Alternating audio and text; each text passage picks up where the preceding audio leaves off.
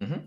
Hello and welcome to Against the Fence. My name's Sai. This is Ash, and we're here to deliver for you guys Rozenstruik versus Gaziev main event card. It's at 9 p.m. over in the UK, so we're getting to be enjoying this a little bit earlier than usual. I'm feeling pretty refreshed.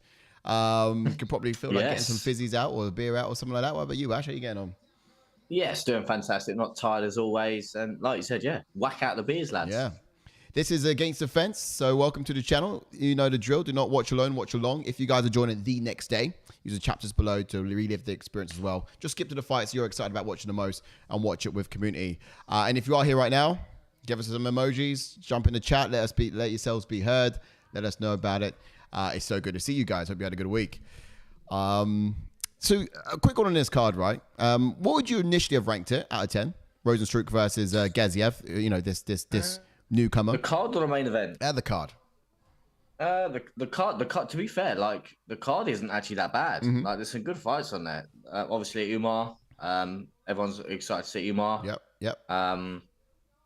You got our boy Schnell. Yep. Good fight. Again, like you said a second ago before we come on live, there's literally every fight is near enough ranked. Yeah, so, you got some good ranked fighters. Apart from obviously the co-main event, but the co-main event's still a banger. You got Vitor against Tyson, Pedro again.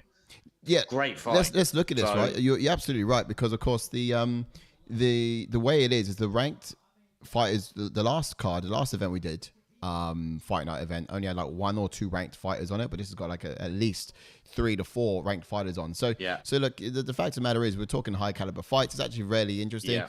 The only thing I'll say about it is this Gaziev guy, after coming into UFC, having a debut fight and now on the main card, that's wild to me. That shouldn't be allowed. But it also kind of says a bit as to how excited we should be to see him, right?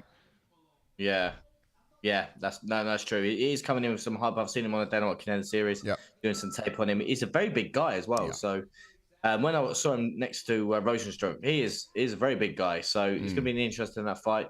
Just watching the last little, I'll get to some chats quickly and then I'll speak to what I was just about to say. Yeah, let's hear it. Also, I've missed the very first one. I do apologise. I'll scroll back up.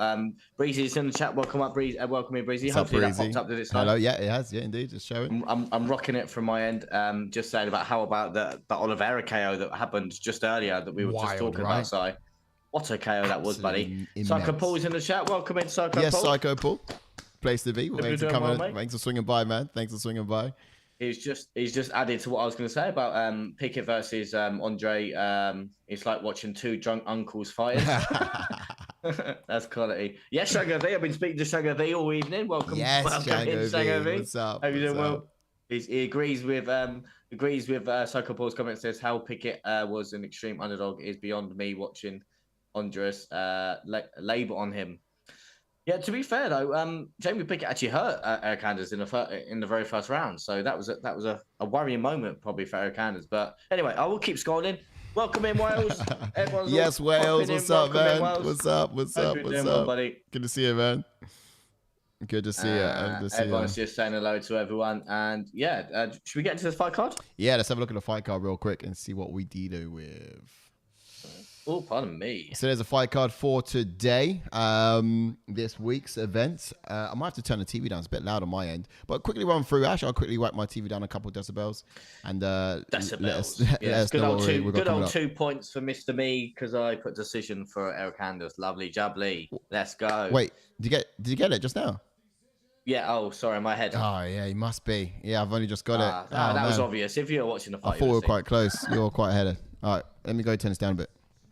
Yeah, anyway, so jumping on to the first fight, we've got Schnell taking on Steve Archie. Again, that's going to be a great fight in the flyweight division. Hopefully our boy Schnell, because we've had Schnell on the channel before, hopefully Schnell can get the W. He's quite a bit of an underdog, to be fair. Very surprised with that. But Steve is on a bit of a tear. He has beaten some top names in the flyweight division already. But then jumping on to the always exciting bantamweight division, we've got Umar Nurmagomedov taking on, is it Bekzat? Almakhan? Almakhan? Who's that? Finish it off for me. Against Umar Nurmagomedov. Oh, okay. Yeah. How did I do, Si? How did I do? Kazakhstan's where he's from. Almakhan. Oh, okay. I didn't do too bad. Yeah, is that what you said? Yeah, I didn't do too bad. Yeah, I'll take that. Yeah. And then a nice, easy name back into the flyweight division. We've got Alex Perez. He's actually, I won't say actually fighting because he's still not made it to the octagon yet. So there's still always time for him to pull out. Alex Perez taking on our boy Mohamed Mokaev. Let's go, Mohamed Mokaev. And then in the co-main event, I don't see this getting out of the second round, to be honest. In the lightweight division, we've got Vitor, Petrino against Tyson, Pedro. Great fight that's going to be. And then in the main event, we've got Jairzinho Rozenstruik taking on Shamil Gaziev. Sorry. Yes. And if you're wondering where JK is not very well, unfortunately. So we're a man down. JK is soldiering on in bed. But yeah, wish you all the best, JK. If you are in there randomly, just got us on. You may not comment. You may not be feel up to it, but hope you're doing well. Yeah, I hope you're having soon, sweet dreams, brother. Sweet dreams. Yeah. Yes, Raphael's in the chat. Welcome in, Raph. Raphael, what's up, man? Good to see you. Thanks for coming through. Capitano. Yes. Wales says some great fights so far. Klein versus Cunningham. And then talking about the Oliveira one, and then the Popovic. Yeah. A good fight so far, buddy. Yes, I agree. Yeah. It's actually been quite a high caliber preliminary card as well, isn't it? Which has been quite interesting. But this is what I'm saying. People sleep on fight nights. Obviously, a lot of people wouldn't have thought. They would have said, "Who the hell is this Oliveira geezer?" And then we've probably just seen one of the knockouts of the year so far. You probably have. Obviously, I know we're You're right, March, man. We probably have. You're dead right about that. That was a beautiful knockout. One to marvel at, to be honest with you. Exactly. It's going to take a lot to beat that, to be honest. Yeah, I was proper impressed. Let's go back to main. Yeah, proper. How we looking? All right. Yeah, everything's looking good. Everything's looking good. As you can see, guys, we've got a bit of a new layout just for you guys. It was because it's only going to be the two of us, Ash and I. We thought we'll give you a bit of a different experience this week where we can show you some of the live round information. So as we go through the fight card, we'll be able to show you the strike by strike percentage, and so you can keep an eye up as to what's happening on the stat board here as well. So you're getting a little bit more for your money. Not that you give us any money. Yeah. on the show tonight. So we're experiencing that. And also let us know how it's going. If there's any slow issues, it should be running okay. But I am aware that we are. Good so far. A slight lag. Good so far. Yeah, and if you haven't done so already, please do drop a like on the video.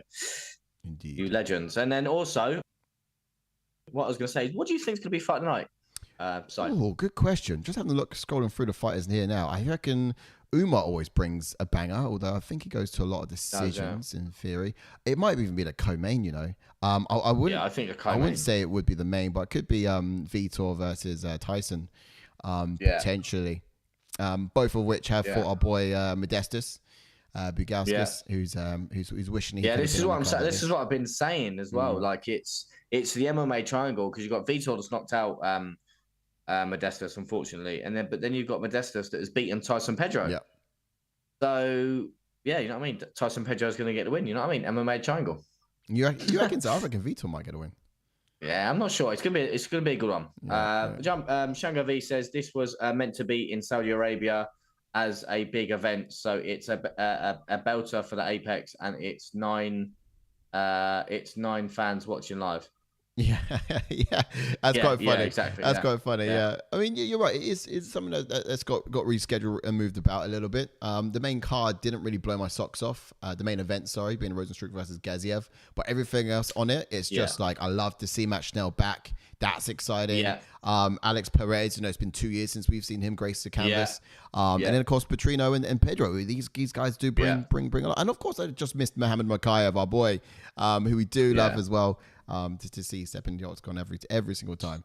Wasn't Rozenstruik? I heard before. This is way before Derek Lewis stepped in. When Derek Lewis stepped in on short notice to fight Jolton Almeida. Mm-hmm. So apparently it was meant to be Rozenstruik versus Derek Lewis. That's what they were trying to plan for a main event.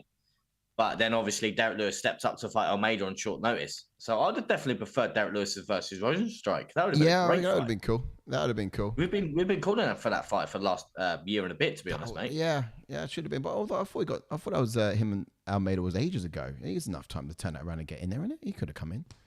Yeah, to be fair, he probably could have. Turned that around. I mean, we've seen crazier turnarounds, haven't we, Volkanovski? Yeah, exactly. He's probably that, mate. tuning in the next chats. week. Pipe up, Volk. We know you're there. Saying about Petrino versus Pedro is going to be a banger, says Wales. Shango V says the Oliveira fight will take some beating for the fight of the night. 100% is a great fight, mate. Back and forth as well it was. Wales says, why did they move to the Apex? That would have been some good card for Sutter. Harris, the legend that is Harris, that is top of the leaderboard. The absolute legend that is Harris. Welcome in. So he says, evening, boys. How we doing? Good evening, mate. We all can get to bed on time tonight. Exactly. That I can get to bed, have a rest. I don't have to get up when the kids get up. You know what I mean? Imagine. Thank God. Yeah. Football's cancelled as well because of the rain. Oh, I can have a lay-in. Mate, you know what? It sounds crazy, but we've not had a lay-in on a Saturday night for the best part of a year. I think it was last time when we saw Derek Lewis fight. Yeah, it was Derek Lewis's fight, wasn't it? 9 p.m. Mad. And then in September last year or something. Even Wales is acknowledging that Harris, the legend that is Harris, says Wales. Harris says Saudi Arabia weren't happy with the card. Apparently, we wanted a better card, so moved it to the summer. This is the Harris in the league. I do understand. He's he's not a bot. No. Harris. Sorry, he's not a bot. Harris, mate. I thought he's a robot. I mean, I don't know. This could be AI talking right now. You know how intelligent this thing is. That's the thing. That's quality. Hey, Harris, had me on Twitter. Psycho Psy. That's S-I-C-O. Anyway, should we get to this fight, actually? And feed me some of your picks, bro. Let me know what you're doing. That's all right. Yeah, Harris, man, you're a legend. It's nuts. No one wants to copy your picks because it's not very good. To be fair, you're doing quite well, actually, last time. I'm actually... But before we get into this fight, I'm just going to quickly check. See where we are in the league. See. I got 2 points for that one. Surely you put. I did decision as well. Eric Anders, but that was. I could have put my house on that, to be honest. Aaron from a writer from our that's in our group he's joint top with Justin MMA. I'm second in 9. Look at this. Shango V third with Jordan. Has Harris taken a week off?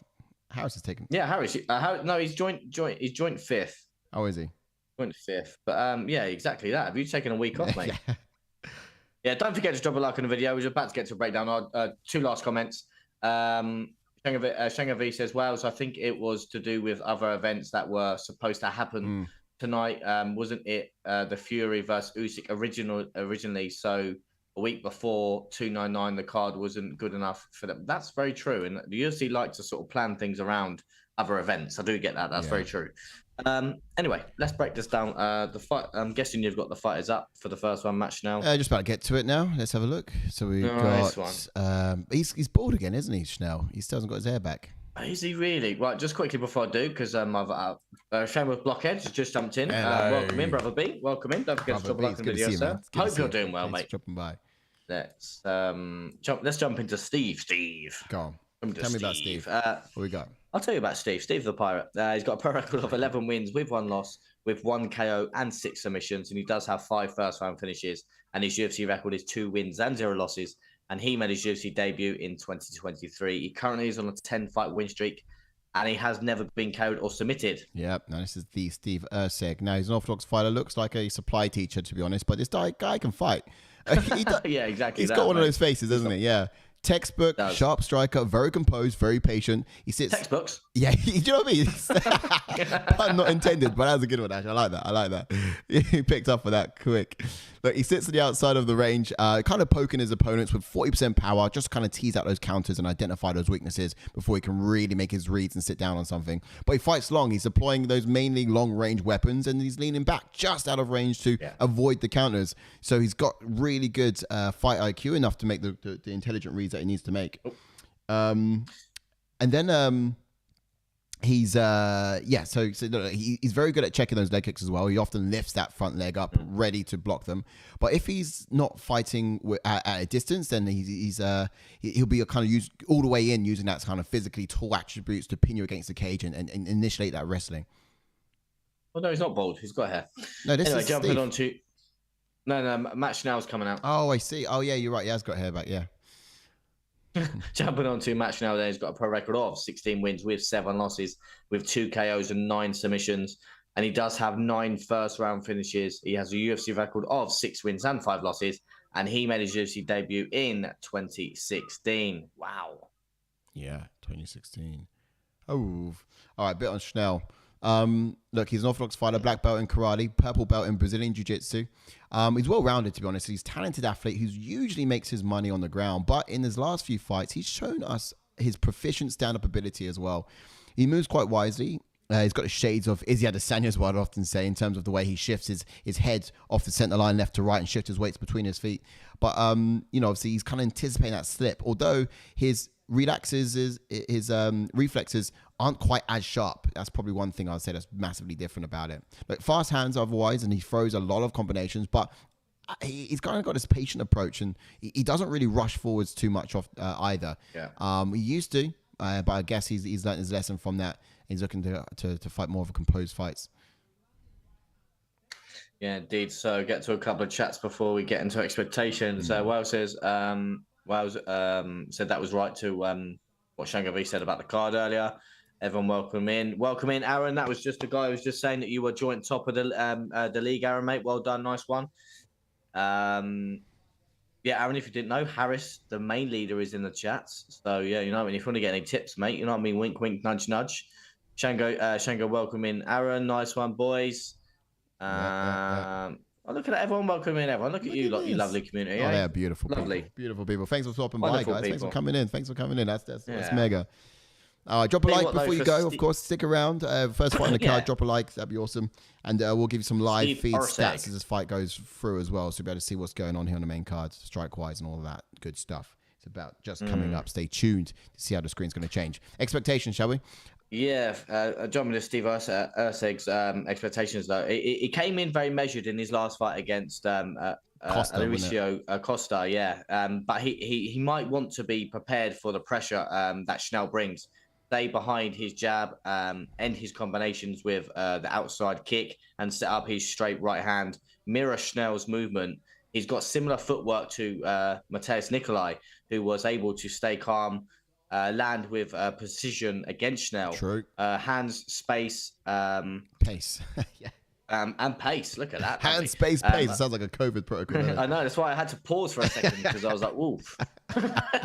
Erceg should keep a high guard tight, being aware of the overhand hooks from Schnell, touching him at range, and make Matt Schnell work harder than he does to get close.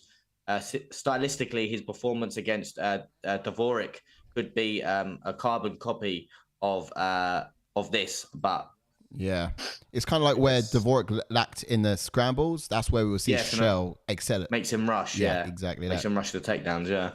All right, time is in. I was about to say get rid of the timer. Fight is live, and but you're not live, are you? yeah. I don't know. I'm at 4:49, 4:48.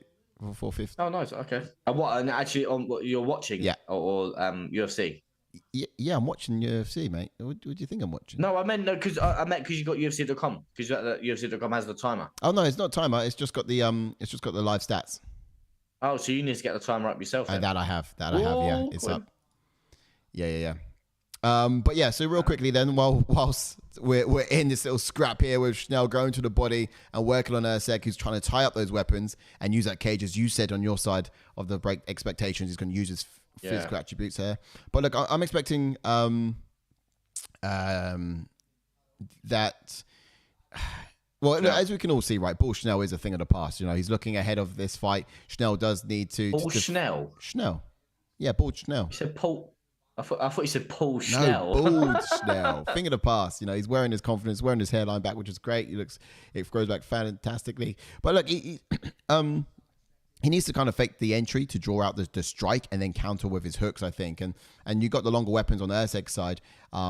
It does make a bit of sense. But Schnell often has to fight the urge to get into firefights because whilst he's dangerous, he can actually get himself into trouble pretty quick. So I want to see him be more defensively responsible in this one. Yeah. Schnell will actually want to keep the striking on his terms, creating those angles, avoiding entering in straight lines, most importantly, and just make the fight as dirty as possible, like he did just seconds ago, really. Oh, that uppercut just went flying past him. It did, didn't it? I do think Schnell will be quicker in the scrambles than Erceg, so it could be difficult to secure the takedown on this guy. However, if Erceg does initiate it, I'm pretty sure Schnell will love to roll with it. I think that's where he can see his opportunities. Oof. Ooh. Let me just scroll back up because there was a comment. Harris says, thanks for all the love. And he just said he dropped you a follow, mate. Oh, love it. Canadian Bacon's in the house. Nice one, T. Appreciate Hope you're doing well, sir. Stay where you are, I'll T. follow I you will announce what you've done in a second. I'll just get through to the chats. Breezy, is this how we doing, chat? Good old Breezy asking how everyone is. Lovely. And then a little plug. Don't forget to drop a like on the video.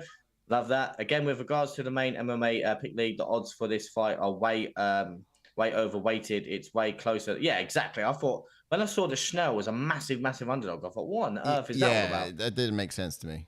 Didn't make sense to me. Because what you're saying in the expectations there is Schnell's got very similar movement to what we saw from Dvorak with those kind of looping hooks. And of course, Erceg bested Dvorak. However, in some of those wrestling exchanges is where he kind of saw the edge. For my liking, I do think those wrestling exchanges in this fight would look better on Schnell than it did Erceg. Nice left hand. For Erceg versus Dvorak. Yeah, looking good. Did you pick Schnell in this one? I did. I think I did. Who did you go? I think I went Matt Schnell second round sub. Oh, I wish I put sub actually, because sub does make sense. I think I put submission. I'm not sure. I did do sub. Third round. Third round sub? Yeah, with Schnell. I just can't remember. I'm gonna double check. T, if you're still in the chat, please let me know. No, thanks. I don't want any tea. 2 sugars, if you do, but I'll be fine with that for now. I just clicked on the wrong thing. All right. Oh, Schnell's cut. I didn't see that. Yeah, he is. Oof. He's. How you not see it? I think that's. Oh, great left hook. Oh, I don't think Schnell can see either. Oh, good round from Erceg. Mate, that was nice from Schnell. Yeah, brilliant little combination. What combination from Schnell? That was pretty cool. Just trying to think who's wearing the damage though. So looking at who's wearing the damage, I do think Erceg's going to edge the round. If they both look good with their hands, Schnell's the one's coming out wearing the damage. That edges it to Erceg in my opinion. Very tentative. Looping hooks are good. That was a good right hand from Steve. Erceg's and again, undefeated, is that right? Yeah. No, he's lost one. That's it. Undefeated in UFC, yeah. Yeah. Dang. Well, it says Erceg got cut already, as we just said. This is... does he get it? This is good for Schnell, I think. I think so too. Schnell beating bad, says Breezy. Pardon me. Yes, boys. Hope you have enjoyed the prelims, says T. Yeah, prelims were great. Good fight. I think we had 3 knockouts first fights off the bat, didn't we? Yeah. Ooh. Come on, Schnell. I'm like, final 10 seconds here. Not sure who's going to take this round, though, to be honest, mate. Nah. Right. As it's the end of the round, I'm going to get the goods out. I'm going to get the goods out. Right. The goods. So when Mr. T, Canadian Bacon, was in at the pay-per-view in Canada. I know, I don't even know if it was pay-per-view. I can't remember what event it was, but he went to Canada, and then there was a meet and greet with Frankie. Yeah. And obviously, I was straight on the bat, straight on the dog and bone to T, and was like, listen, mate, you've got to hook me up with something here. You've got to try and get a poster. You know what I mean? You've got to try and get a poster or something like that and hook me up. Yeah. And T is an absolute legend, and he sent this all the way from Canada, a signed bottle of Howler Head from Mr. Frankie the Answer Edgar. Oh. T, absolute legend. Oh, and he tops it off. He's even got the poster as well. Look, he's even topped it off. He's even got me the poster. Look, you framed it already. I framed it already, mate. As soon as it came in, framed it already. A bit higher. Let's see the sign on it, the signature. Oh, sorry. Is it higher? A bit higher. Sorry. Higher. Higher. Yeah. There he is. Oh, not too high. You're showing the reflection of the fights now. Oh, sorry. Gotta get us cancelled. yeah. Right, lads. Don't worry about me. Now people can join. Imagine. That's bad. T, absolute legend. That's cool. That's when brothers do be brothering. That's Parker. Do you reckon? Do you reckon you get a chance to meet Israel Adesanya in Canada at any point? T. Get something signed for me. That'd be cool. What's happening with the fights? I've got no visuals. Something is. Mine did just lag. Yeah, I had a huge. Oh! What? My goodness! What? What a left hook from Steve Erceg. Wow, Schnell's out. Really? Oh my goodness. Round 2 KO. Man. No way. I can't believe that happened. Done. One and done. Wow, straight out of BAM round 2. Oh my goodness! Did you see it? No, I missed it. Oh no! Wow. Man, I don't think that's anyone wild. had Erceg in their picks either. No, it's not silly to. Wow. I kind of would have done that as well, but it's screen's gone black. Wow. Okay, here we go. Wow, freaky fast finish. Watching the replay now. Straight out. Oosh. Oof. Man, sent him down. I suppose because he was a massive favourite, a lot of people would have gone for him actually, wouldn't they? So Maybe so. yeah, I went Schnell decision. That was one of my underdogs that I went for. I went sub. I would have hoped that Erceg would have, gone to the ground. Oh, what minute was that? Just while I ask quick. Mental. Chances of that. Aaron, mate, getting 2 points again, mate. It's definitely top of the league with that, mate. 2 points again. Nice one. Oh. Aaron with the old 2-pointers. Nice. Second round knockout. Because we've had fighters no on the business channel, doing I think our heart comes to play a little bit more than our head, if you know what I mean. Yeah. Because yeah, with he's Schnell. been on the channel, such a nice guy. Yeah. And I've seen him like being hurt in the past. The Sumadaji fight comes straight to mind. So hurt, and then comes back, and then for Steve Erceg just one bang him like that. Wow. Mate, yeah, I mean Schnell's got my heart. Man. Now I know why. Since that Sumadaji fight, I've respected him so much. To be honest. Definitely drop a like on the video for that KO. Wow. Damn. Wow, I can't believe that came around so fast. But also, oh mate, I generally didn't think. I kind of thought there'd be more wrestling in that. Do you know what I mean? I thought there'd be more wrestling, and that's where he's going to find his edge. Schnell, but no, didn't get that far. Yeah, that was a good finish, Says wow. I'm not sure what happened. Canadian Bacon says, I foolishly mispicked the first 4 fights on the card, so that will definitely set me back. Oh, no, T. Yeah. Oh, no. Dang. It was the... I think I got most of them right, to be fair. Yeah, I've had them all right until that one. Aaron says, Ash, I'm just looking at the overall table, bro. These events are good to... Oh, 100%, mate. These are the sort of the little fight nights you want to catch up, mate. Oh, no. Did you go... Definitely. You went Javid Basharat as well, didn't you? Or did you go for Ariel Hawani? Oh, I went Basharat. Yeah, that was wrong. Oh, yeah, that was wrong as well. Yes, I got 2 wrong. Yeah. Harris says, you boys see the rumours last night, UFC Manchester in July, apparently a fight night, not a pay-per-view, annoyingly. Yeah, I did see that, but yeah, they were saying it was either going to be London or Manchester. I think if it's going to be, you surely can't do a fight night in Manchester, because if it's going to be in Manchester, then Tom Aspinall's going to headline it. And being an interim champ, surely you can't put it as a fight night. Surely not, because that fight night will be absolutely stacked.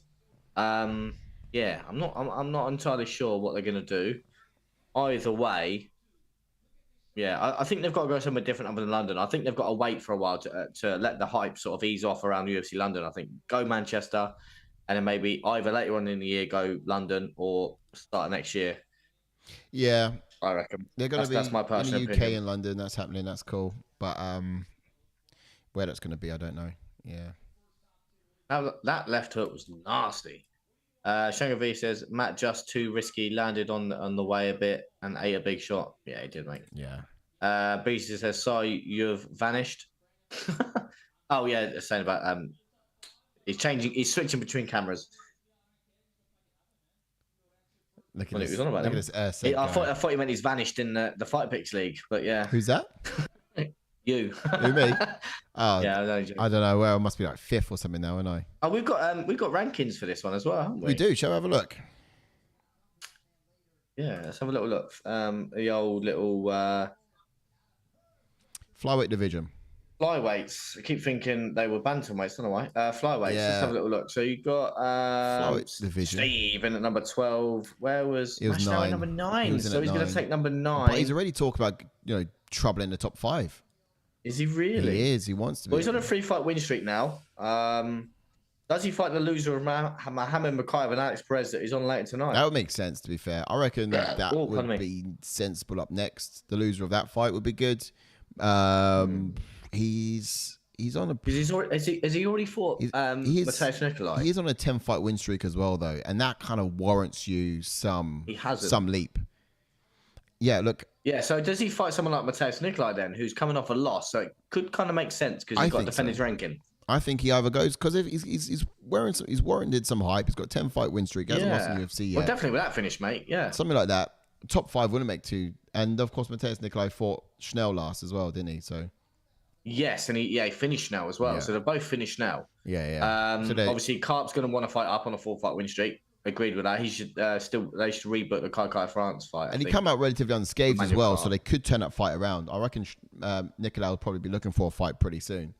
Yeah, no, exactly that, man. I definitely think stylistically as well, we see how good striker and Mateusz Nikolai is. Sorry, so that on the feet, that'd be a great fight. We just saw Erceg's hands. That he was fast. Yeah, it's pretty rapid, and the height's going to be a problem. The height of him is going to be a problem. Yeah, it could be the kicks of Nikolai as well. Who's next for Schnell then? Schnell, he's going to jump down to 12. Ooh. I reckon you should fight Dvorak, to be fair. Let's have a look. I've done 2 fought before. Bloody hell. Dvorak's on a free loss streak. Wow. Yeah, I would say run them against Schnell. Have they fought before? I don't think they have. No, they haven't, but it's a good fight, to be fair. It is. Stylistically, I think they kind of pair quite nicely. Yeah. And because they're both now they're going to be both lost to Erceg. So yeah, he's gonna go down to 12. He'll sit above Sumadaji. I don't think he's gonna fight Sumadaji again, of course. So yeah, look, Dvorak will be the next. They might even do. Yeah, I don't know actually. Give him a win. Hopefully he gets it. I do love Matt Schnell, but every time he goes up, he takes 1 step forwards, 3 steps backwards. He does. Yeah. No. Yeah. You're spot on with that. Yeah. You are spot on with that. Because it was literally the Sumadaji fight. No one expected him to win, I think, because Sumadaji was quite hyped at the time. Yeah. And no one expected him to win that, and he won that. So then everyone thought, "Oh, hang on a minute, Matt Schnell could go on a bit of a running." And then, like you said, it takes another step back. But also seeing how that fight played out, like, he was losing every bit of that until, and that fight, namely, like stole my heart, stole his heart for me. Because I was just like the way he had that grit to carry on and get a win still it was beautiful. That's everything you want to see in a UFC fight. Are you back in? Back on our screen, yep. No, yeah. Me? You went off a minute ago. Yeah, my camera's back. Oh, so I'm my goodness, I'm scrolling up the chats. Don't worry, I'm not forgetting you. Again, don't forget to drop a like on the video. Come on, Ash. Go to Canadian Bacon. Is it truly a shame though that Schnell didn't utilize his wrestling at all? Yeah. And have changed the outcome. Yeah, exactly. I think that's what we were saying in expectations as well about Schnell, and that's why I thought I put submission for Schnell and Sai predicted submission just because he does have that underrated grappling and jiu-jitsu game, but like you said, didn't use it at all. T. Good point. Harris says, I wanted to see more of. Effectively, I wanted to see more of it. Harris says, I hope it's Manchester. It's been a while, and I'm kind of local to me. No, I think it should go Manchester. I think that London's had its time. Yeah. I think it should go. It should go to Manchester. Agreed. Welcome in, George Murray. Welcome in. Hope you're doing well, sir. What's up, George? There's good evening, lads. Not watched one fight. Knee deep in job. Oh no. Jump in the chats for 2 seconds. Yeah, look at this. I love the fact you're still stopping by even though you're busy in your job. What do you do for work, George Murray? Because I thought you was just a full-time legend, to be honest. So yeah, I'm impressed to find out there's actually something other than that you're having to do. Yeah. We'll get the stats here on the screen for you as well, George Murray. So feel free to see how it's playing out as you're watching. What minute of the fight did it end? Sorry. It was like the first minute. You saw it. I didn't quite see it.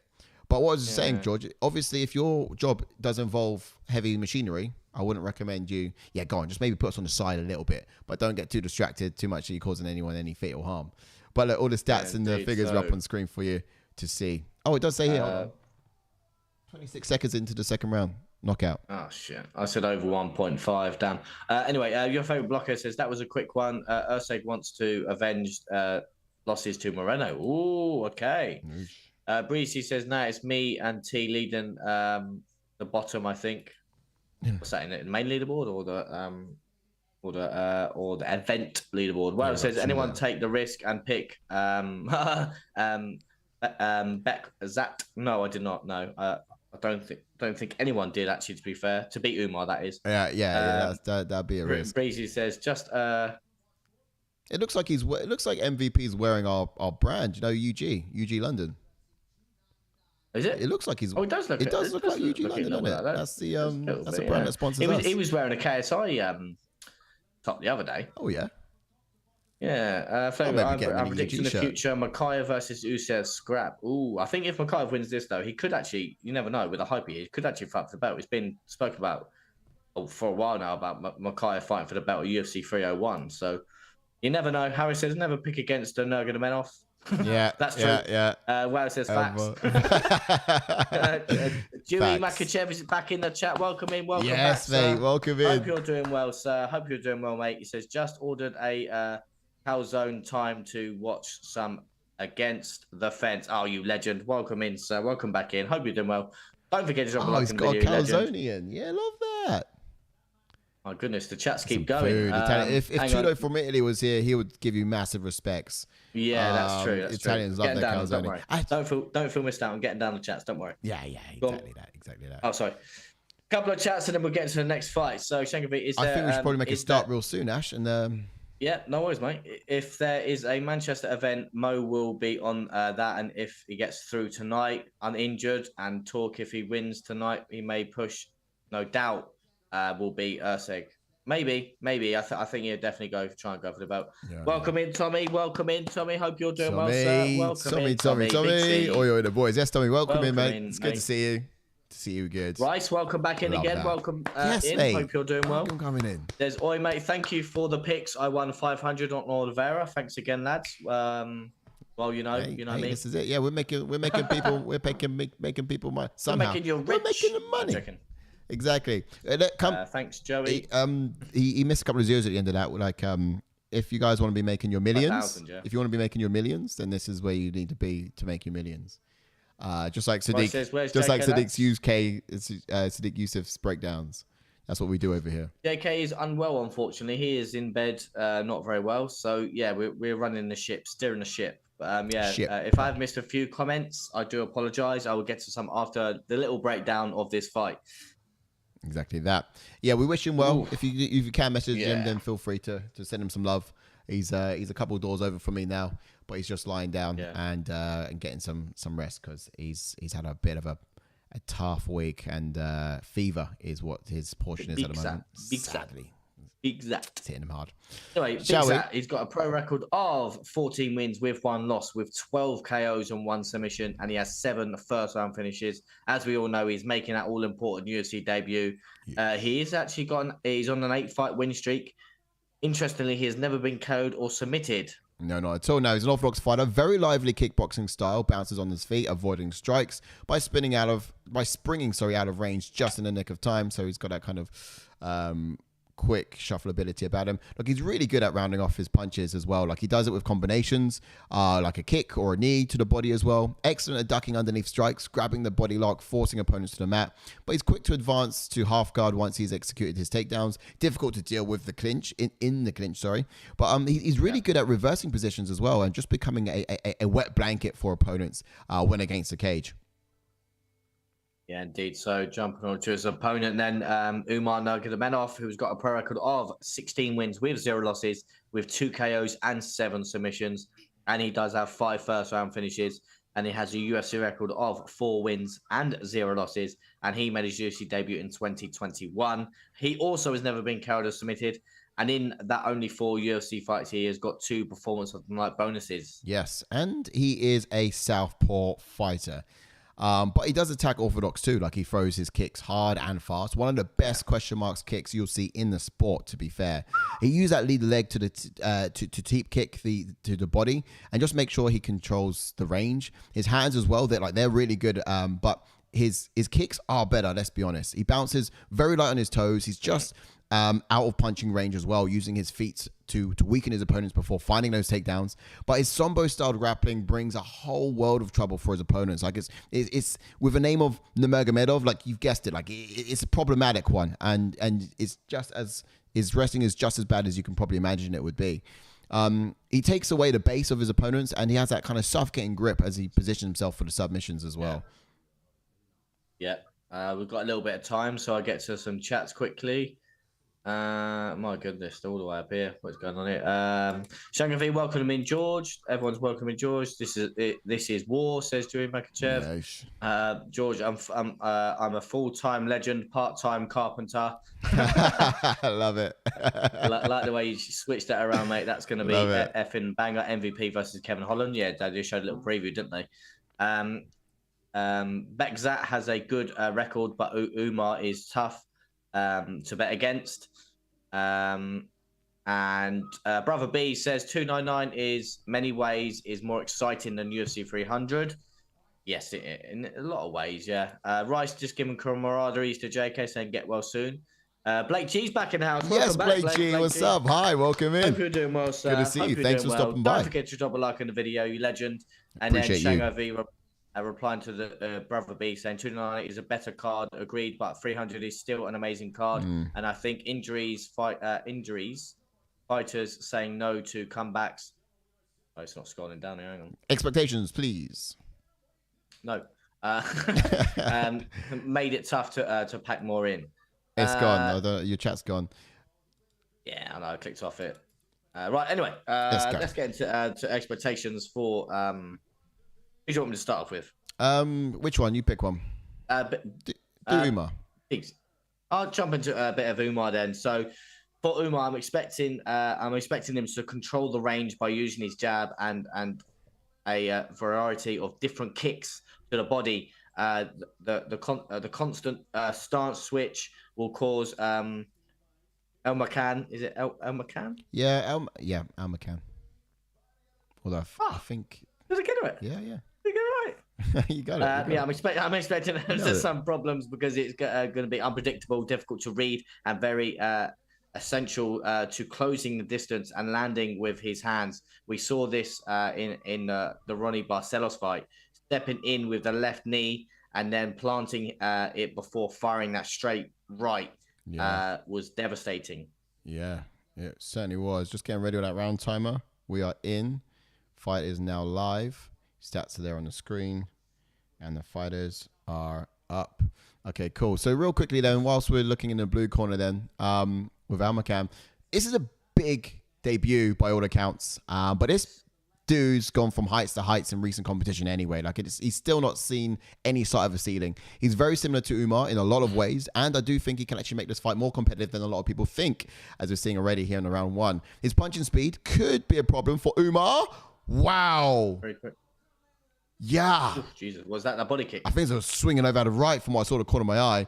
But look, if he's able to find his way into the pocket. Oh, he dropped him. Yeah. Am I ahead of you? That can't be possible. Look, refreshing. He showed excellent takedown defense and the clinch control in his last fight. Like even threatened the guillotine choke for a brief period. But like he might be, he might think of doing that against Umar tonight even, and he's in position to maybe set something like that up. Mainly a lot of dancing around the outside is what I thought this fight would probably be, testing defenses before going hell for leather. But this guy's gone hell for leather already, and and look, it's here we go. Umar's in his world now. It could be dangerous. Umar's in his element to take him to drag Nurmagomedov into these waters. It could be dangerous. Wow. Whoosh. But this is where Umar wants to fight. Here we go.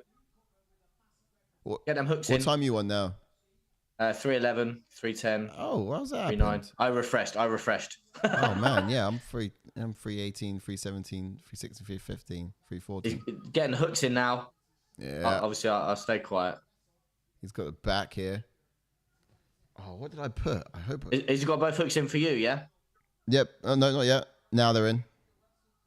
Yeah, he's got both hooks in. This is his. What I think I put first round sub.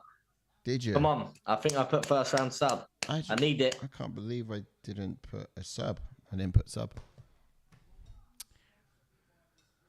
But yeah, just the start, like the kicks were fire, weren't they? Yeah. Yeah. Just Well, you still got side cam going as well, yeah. yeah, it's there somewhere. Nice. It's there somewhere for when it's needed. Softening them up, Umar. Yeah, it's very good. Very good. Half the round's gone already. Yeah. And basically Almakhan came in. Yeah. And just got himself into a whole hell of trouble by coming in a bit fast. Perhaps he should have been a little bit more measured. But Harris says they're talking about Bilal. I don't think he is ducking. Dana just doesn't see him as a huge. Yeah, don't see him as a hype guy, don't they? They want to sell fights, don't they? Shanghai V says, yeah, second round sub for Umar. Yeah, I think I put first. I don't want to check yet because I don't take my eyes off the fight because the way Umar is trying to soften him up here, he's just trying to. Do you know when you swing around and then you swing with your punch and then go under the chin? yeah. That's what he's trying to do now. He's every time he's trying to swing, just come across him, graze him a little bit, and then sink it in underneath. Yeah. Just to think that he's going for the punch so he can relax a little bit and just take a couple of these little shots, but he will sneak it under. I see that. Yeah, he's trying so hard. Look, I thought it would be a decision just because I didn't quite count Almakhan out. I know it's a debut, but like we said there in the expectations, he has been going heights to heights, and could this be the ceiling? I don't know. Yeah. I thought there was no side of one, just given the fact that he has been doing so well against competition. And this would be a true... Out of it now. There'll be a lot of hype if he gets the upset here against Nurmagomedov. Yeah, no, 100%, mate.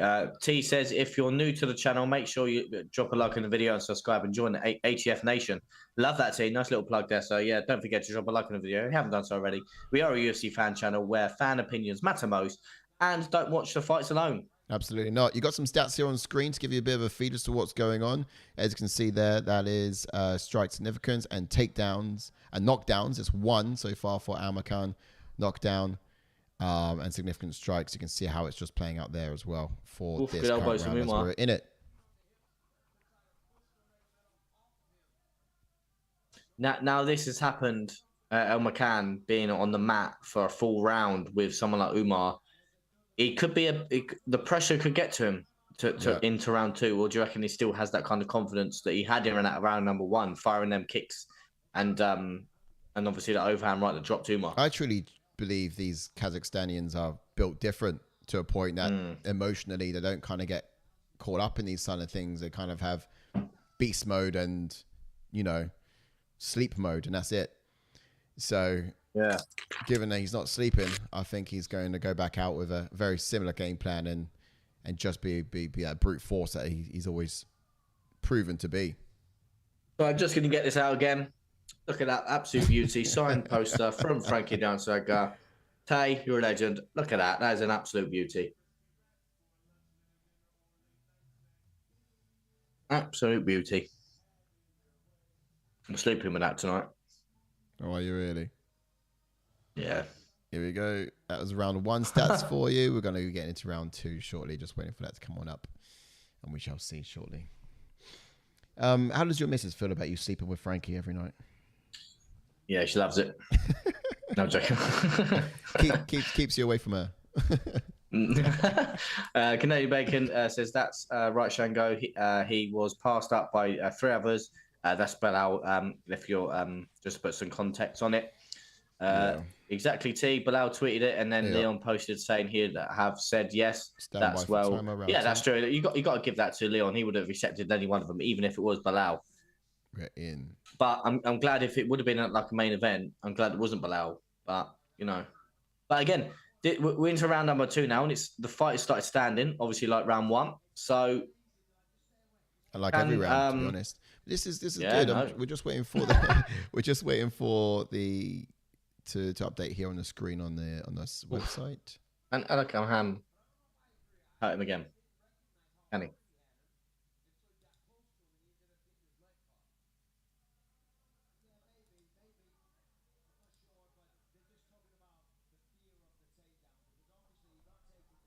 Yeah, T says round 1, Umar. I agree, mate. I agree. Stats are up. We're live. We're into round 2. Oh, good job. As it happens.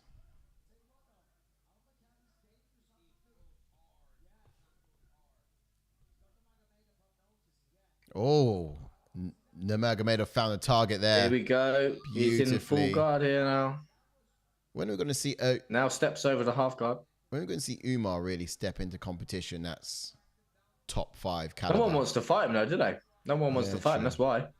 Yeah, as Wales just said, that was a beautiful jab to the takedown. Yeah, it was just that jab was just to set up the takedown. There's a lot of fighters, to name a few, and Mackenzie Dern's one of them, that doesn't really set her takedowns up, because if she set her takedowns up and got the fight to the mat like Umar here, it's her world. So yeah. It's, a lot of fighters don't use a jab. It's very important to use a jab. Yeah. He used it so beautifully there as well. And look at these flips and scrambles. And Shamil gets 3 points for second round submission. I put first round, I think. I am going to double check, though. While I'm checking, don't forget to drop a like on the video. Oh, bit of a scramble. Yeah, a little bit. Not bad for Almakhan. But the thing is, with Nurmagomedov, once you're on the ground underneath him, there's no getting up. Oh, I'll put second round. Come on. Oh, that being said, we could see Almakhan get into... Oh, Almakhan's up. Big knee. Beautiful. I think that's very rare. I can't remember the last time we've seen that. Someone being able to get up to that was timed to perfection, man. That's beautiful.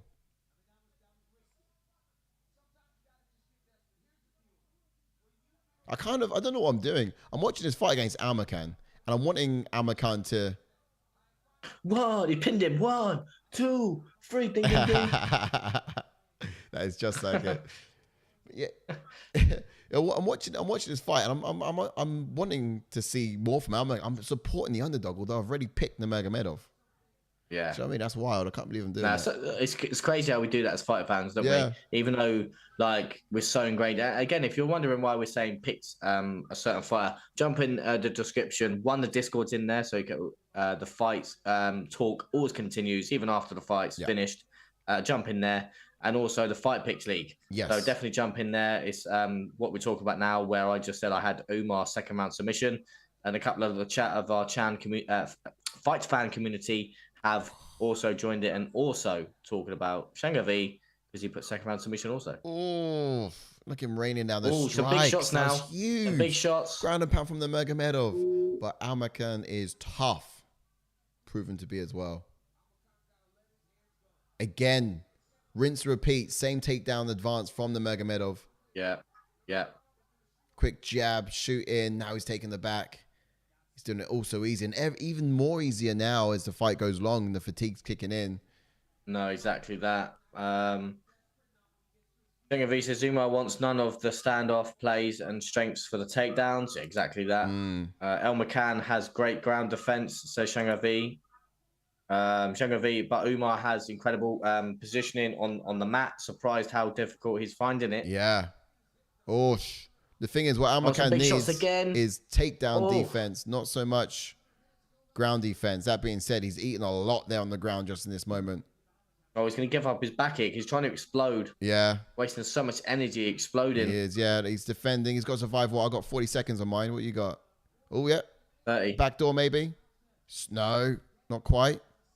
Good explosion. So much energy trying to explode. Yeah, just saw that now. It's so wilting, isn't it? Trying to get up and exploding. 26 seconds here left on the clock. Ooh.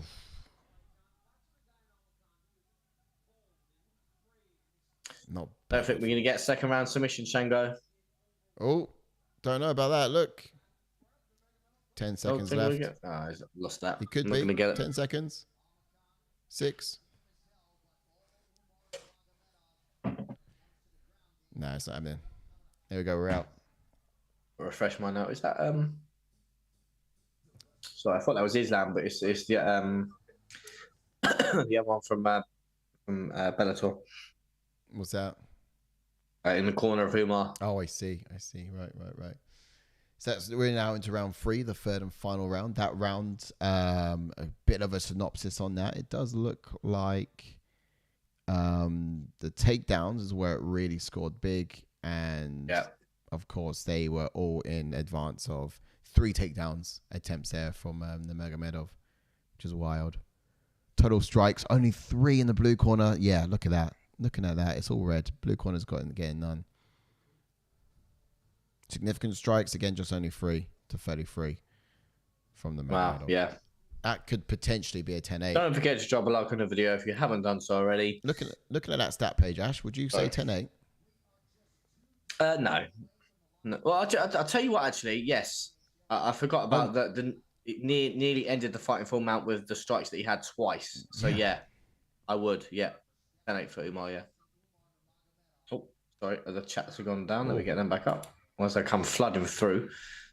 Missed the timer by quite a bit. Won't be able to. BJ says, Almakhan, decent, to be honest, could easily be a ranked fighter. No, he's doing well, to be honest. Doing well. Yeah. Well says, these Nurmagomedovs are just built different in the ground game. Yeah, look. 100%. Honestly. It's all about position. They're just lethal, aren't they? Truly. Secondly, like I said, has a good he does have a good record and likely seems to be frustrated at Umar a lot. Round 3 could be interesting or exactly the same. I think it'd be exactly the same, buddy, just because he's winging that big shot again. Almakhan's tired and he's just wilted under that pressure, isn't he? He really is. T says, agreed. It's not just basically everyone casual. Shoots again. Yes, the Dagestanith, yeah. Look, it's just immediate. He grabs hold of you, you go down. Wow. Grabs. But that's the thing. I don't get why people don't do that often. Si, like, do you know when they grab the single leg? Yeah. They don't yank it down towards them, bring the leg towards them. To be honest, a lot of fighters don't do that. To be honest, I'm sure they try their very hardest, but with Nurmagomedov, are you surprised he makes it look easy? Yeah, that's true. Yeah. He does make it look so easy. You just make you think, why doesn't everyone else just do that? So I'm sure they try. It's just they're not as skilled as this guy. You know what I mean? Come on, get a 3rd round submission. Come on. Built different was right. That's another takedown for Nurmagomedov in the. It is, yeah. Harris says this fight has some similarities to Islam versus Armin Sarukian. Mokaev was on his way up the rankings and fought Sarukian, who was making his debut, and he gave Islam a tough test. Yeah, 100%, mate. Agreed with that. I think Sarukian probably was better in the scrambles than Almakhan. But yeah, you can see similarities in it. He's defending well. I know he's getting pieced up a little bit, but he is defending well. He's exploding as well. But yeah. Looking at the stats currently now on the screen for this current fight, this current round, sorry. But then we'll get the full fight stats up shortly afterwards. Welcome in, whoever you are. Welcome in. Welcome in. We know how it's looking so far. Let's just hope they make it to a decision. And Almakhan can show us just how tough he is. Because also, yes, it's your debut. You're up against Nurmagomedov. No one's going to blame you for losing it. You know what I mean? No, but this is the thing. This is one of them fights, Si, where, do you know, when there's obviously we know Umar's a massive favourite. Is he has flattened him out. This could be ending. Fight ending. Oh, cheeky little shots to try and get the arm under. Do you reckon it? Oh no, he's turned in on. See, good defense, good defense. This is one of the fights where you got Umar as a massive favourite, where everyone expects him to win. Yeah. But everyone won't be talking about Nurmagomedov. Everyone will talk about Almakhan just because of how tough he did. Yeah. So he went 3 rounds of Umar, and there's a lot of fighters that Umar's finished. Yeah. That's what I reckon. Everyone will be talking about Almakhan. 100%, mate. Yeah. Look, you're probably right. Most likely, it's. I can't believe Sai's going to get 2 points for a decision. That's frustrating me. Well, we don't know. Hands out of glove. Okay, yeah, cool. No, we don't know, do we? Because he fattened him out in a second ago, and Gone off again, Sai. Oh yeah, cheers. What's up, mate? Still here. It's just every 40 minutes that's going to happen because I can't seem to. Yeah. I don't know. Don't forget to drop a like on the video, you legends. Umar.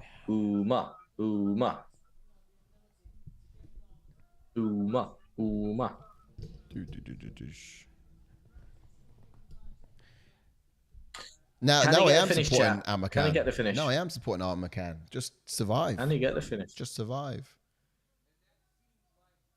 A couple of chats. Well says no one in the division wants to fight Umar. They had to bring in someone new just to get him a fight. 100%. How do you reckon? All right, hold on, real quickly. You're the UFC, Ash, and you have to sell Umar to a fighter who probably hasn't heard of him before. Let's imagine, and you're trying to get him to fight him. You're trying to encourage him to do so. How are you doing it? How are you describing him? How are you selling him? This guy's not very good. You'll definitely get. I don't think there's any way to describe You can't really say his striking's bad because he knocked out Ronnie Barcelos with that stepping in left hook. Yeah, true. You know what I mean? It's just, it's Nurmagomedov, oh yeah, he's a nobody. You know what I mean? You kind of got to like really play it down and hope that the guy's really dumb. Just so we're getting I think we're getting the Russians in. Welcome in. Hope you're doing well, lads. Welcome in. Well. Thanks for coming through. Appreciate you guys. That was a great fight. Nurmagomedov, you've seen it. He smashed, if you like, throughout the full 3 rounds. He took it to the decision. But also, let's not take away from the toughness of Almakhan, who could withstand it and do that for it. On your screen is, of course, the stats for the full fight. So we've got a cheeky feed here to give you an idea as to what they don't necessarily show you during the UFC. But there was one knockdown in the blue corner for Almakhan. It was classed as knockdown as well. That's mad. First round. Jairzinho says again, great ground hold defense. Far from Almakhan being interested in seeing him next fight. Yeah, definitely, mate. Yeah, absolutely. Pardon me, sorry. T says, is it very difficult for him to find fights? Wales, you are correct. And yes, it seems we have to do quite, to try and find him a fight, much respect to Almakhan for going a distance, 100%, mate. We have talked in the past about the possibility of actually getting subtitles for some of our larger percentage of viewers. Like agreed, T, agreed. I'll tell you what, for people, I'll do a bit of sign language. What is that, mate? There we go. The sign language, mate. You know what I mean? I don't think that is remotely close to anything. You look more like you're playing patty cake with your daughter. Hang on. Let's have a look. Yeah. Umar and the Nurmagomedov. 30-25. I thought I was going to have a 30-24 then. 30-25. One judge did give him a 2018. Yeah, I did say that second round, if you looked on paper, round 2, I'll show you here quickly now. How can you not judge this a 10-8? Looking at this. Yeah, Umar's got to thank this guy for stepping up on short notice as well, just to get him a fight. Round 1, this would have knockdown happened. Wales has hit the nail on the head. Wales goes, Ash, did you say Psy language? Psy language. Got my own cam, got my own language. What else? What next? Come on, let's get the lights going to 20. Couldn't it be Psy language because I didn't understand a word of it. Yeah, guys, do please like the stream. Thanks for coming through. Thanks for enjoying, for joining and sharing it with us as well. The idea is we do not watch alone, but we watch along. There's so much content we bring out for you guys week in, week out, but also every single week we're here. Rain, snow, misery, tears, or cheer, supporting and bringing you the entertainment. So we're doing. Yes, you said it right there, mate. Yeah, exactly. Let's get them likes to 20. Let's get them to 20, as I said. Indeed. Do you reckon they called anyone out, chat? Do you reckon they called anyone out? Well, we're going to rankings. Yeah, we'll do. I'll give it 2 minutes and I will. I just want to see what he has to say for himself. But he says he's tough. Longest active win streak, 4. Yeah, he's saying he's tough. He's saying he's a monster. Yeah, look, he knows. Let's go quickly into the rankings and have a quick look then at how the bantamweight division is sizing up. And look, no one wants him, but he shouldn't have to be doing fights like this. Nurmagomedov needs to be going higher. But he's not going to move. He's not going to move anywhere. The only sort of logical one, if someone accepts a fight, would actually be someone like Dominic Cruz. Maybe I don't think he'll accept it, but I don't think they're giving Rob Font. Definitely won't accept it. Yeah, that's what I mean. It all depends. Who are they going to give him? Look, does he? Figueiredo, do they rebook the Corey Sanhagen fight? I think Henry Cejudo. Yeah, but nah, mate. He's like, did you not see my last YouTube? I'm trying to win my next fight. Not like that would probably scare him out of the division.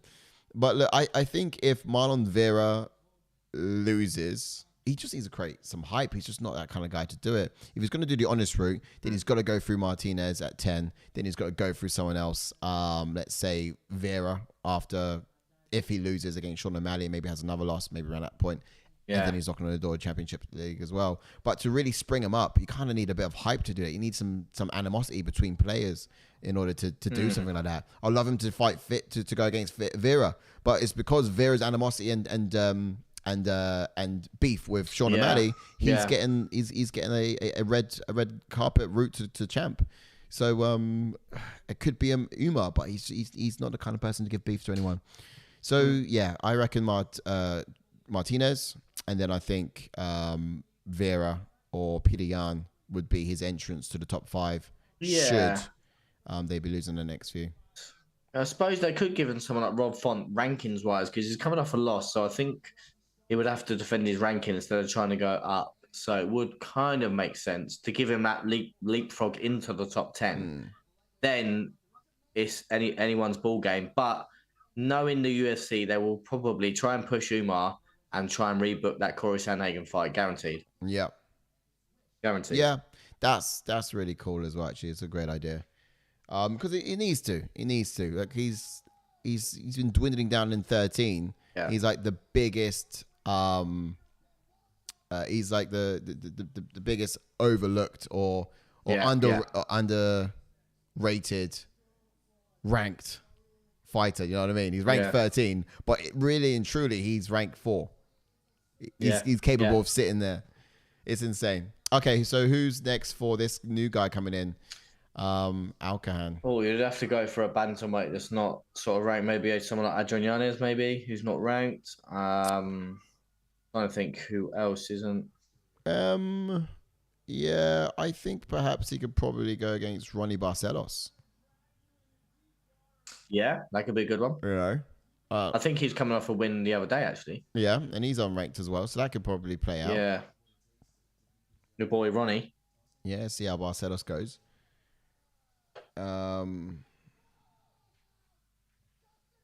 Or perhaps Kyler Phillips, maybe. Oh, he's fighting Pedro Munoz. Yeah, he's fighting. Harris has a good one. He says Umar versus Hudo, like you said, side. That would be a tasty one. Yeah, it's one of them where I think for Umar, it's a great fight. Yeah. But for someone like Henry Cejudo, it's a bad fight. It's definitely a fight that will get Umar up there, just like the Corey Sandhagen fight as well. Yeah.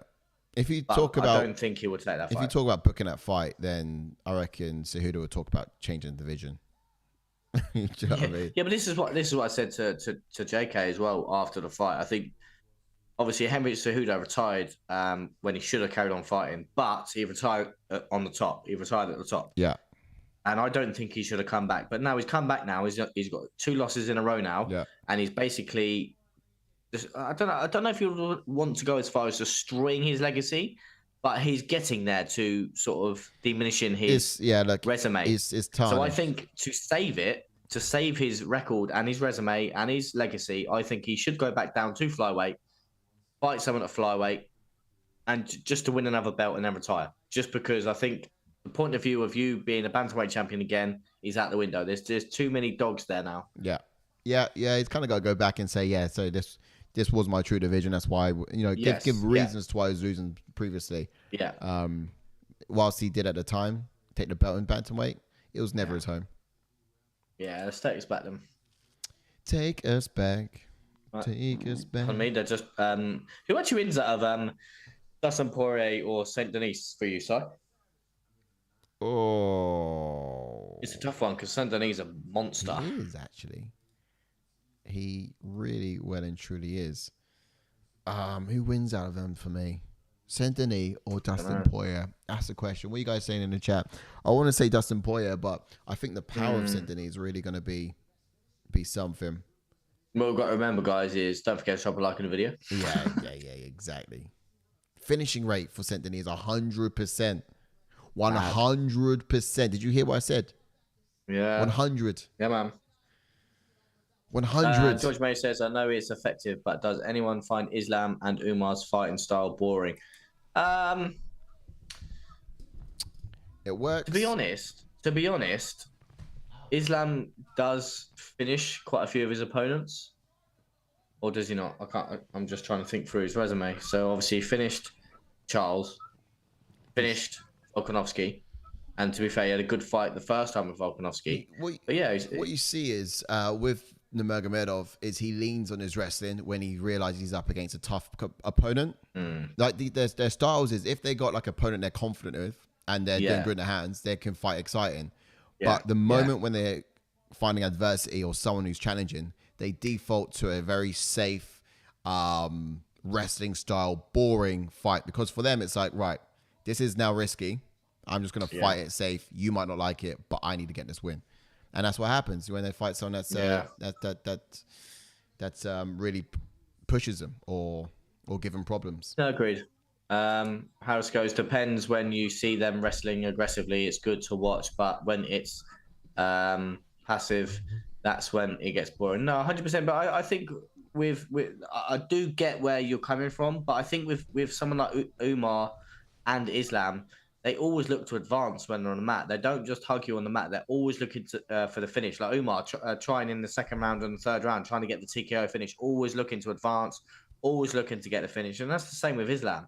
I think there is times where certain fighters will get a takedown and just lay there. And that's what I think has been very good lately with the referees. Wet blanket. Saying, let's work. Yeah. And that's what they do. Do you know, when they're holding them up against the cage now, they always warn the fighters now to work, which I do. I love that they're implementing that now. Yeah, you're going to do a lot more of. Right, let's depends on the ref, doesn't it? Yeah, please. It does, yeah, 100%, mate. Yeah, it does. Let's jump into Mokaev then. Let's go, Mokaev. Whoa. Mokaev. Whoa. He came from Dagestan. He's going to do nothing to you, Nan. Sub your Nan, isn't it? Anyway. I was just, JK would have been swearing all over the gaff. Anyway, pro record of Mohamed Mokaev. He's got a pro record of 11 wins with 0 losses, with 2 KOs and 6 submissions. And he does have 2 first-round finishes. And he has a UFC record of 5 wins and 0 losses. And he made his UFC debut in 2022. He's never been KO'd or submitted. And he is tied second for the most submission wins in the division, which is 4. Indeed, yeah. Now, with only Mokaev is an orthodox fighter.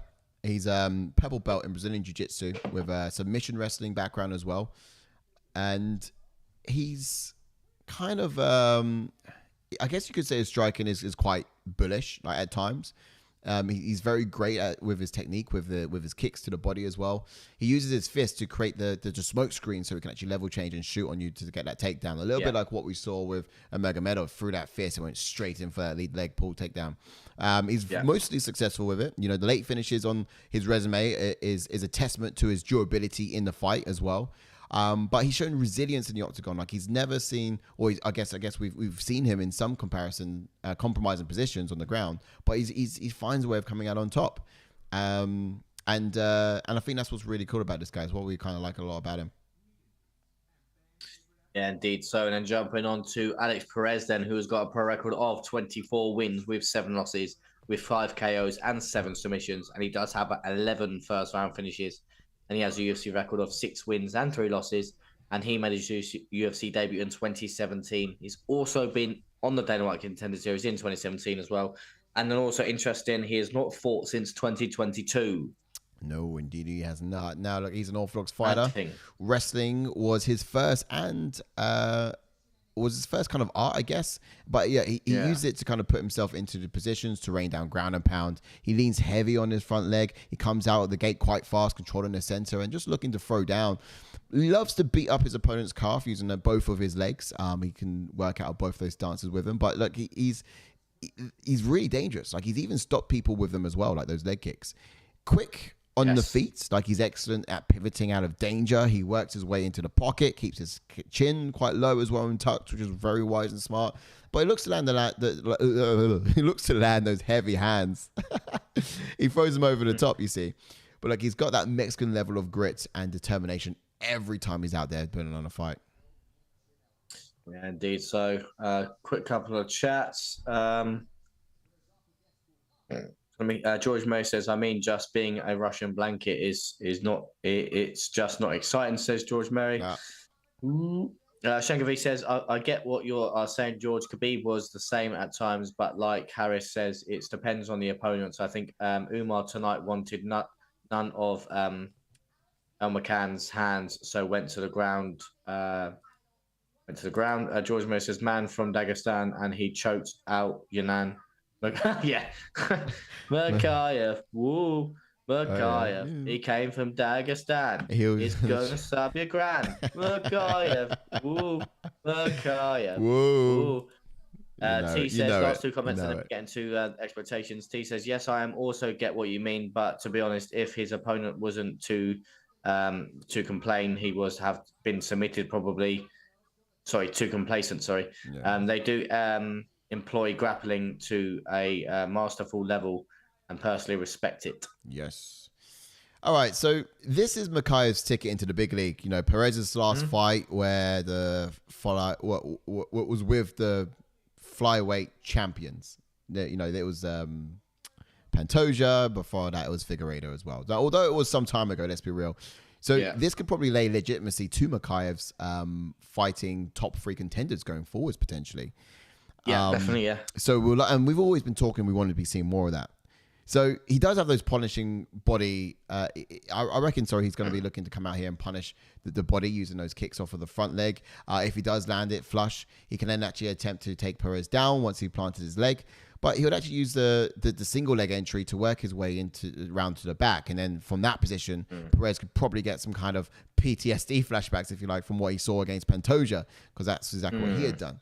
But getting to the position, to this position, actually will help him score points in the judge's eyes. But I would actually want to see him threatening the choke from here as well.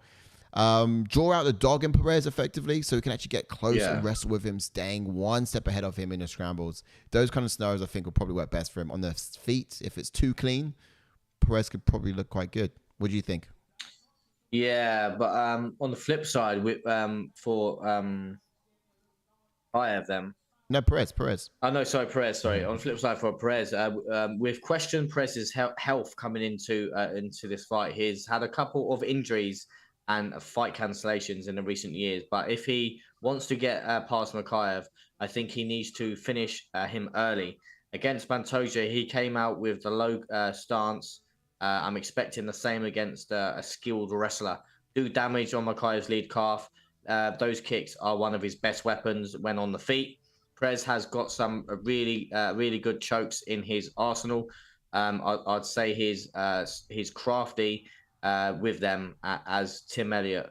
I'd keep a close eye out on his guillotine. Yeah, cool. I mean, I'm interested to see how he sort of takes this one, because when Jake and I were talking about this particular fight, he was saying that Alex Perez would have to do it early against Mokaev.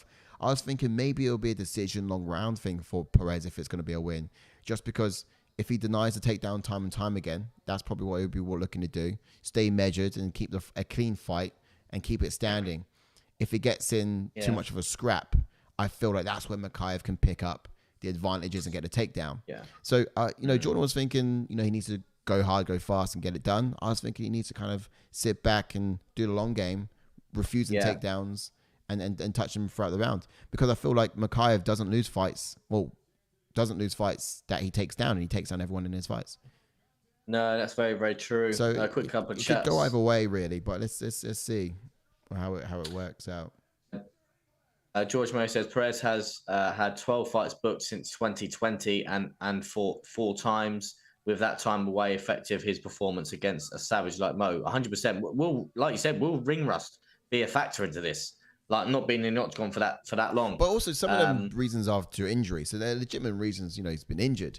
But then true. Being so injury prone, it's almost like, oof, can you last 3 rounds?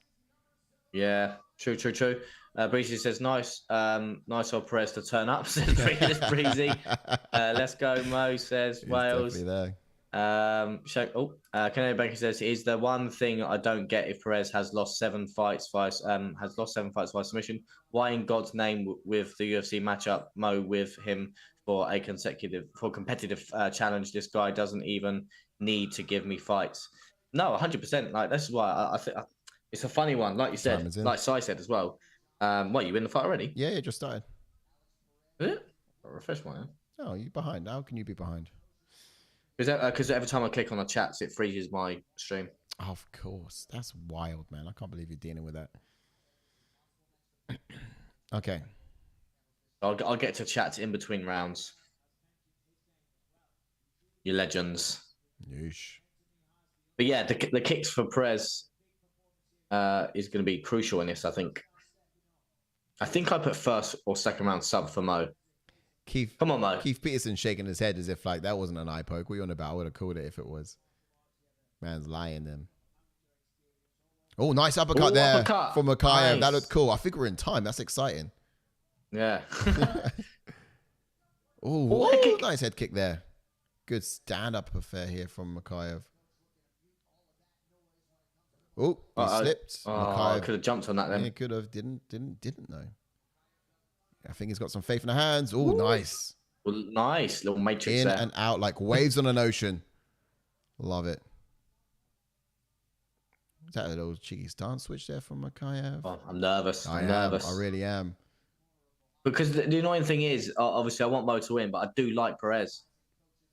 From what? From what? All the fights he hasn't turned up to, or no? When I've watched him, when I have watched him, when he's actually fought. Oh, he's an exciting fighter, but I think if he loses this, it could be curtains for him. Yeah. Good knee. Oh, did I hurt him? I think so. Oh, yeah, nice one there. Decent single leg. Yeah, see that trying to go for he's got it. Oh no! Oh, he didn't, not quite, but got out of that. So after being laid out the blueprint for how submittable Perez is in his last 2 fights, Mokaev has not opted in to taking that route to victory as of yet. Not yet, no. Interesting. Oh, I don't know who connected then. I feel like Perez did. Yeah. I actually thought that was Keith Peterson then saying step forwards. What was he telling him what to do? Oh, wow. Great scramble. Fantastic. I think that's been a key part of Perez's camp after his most recent demises.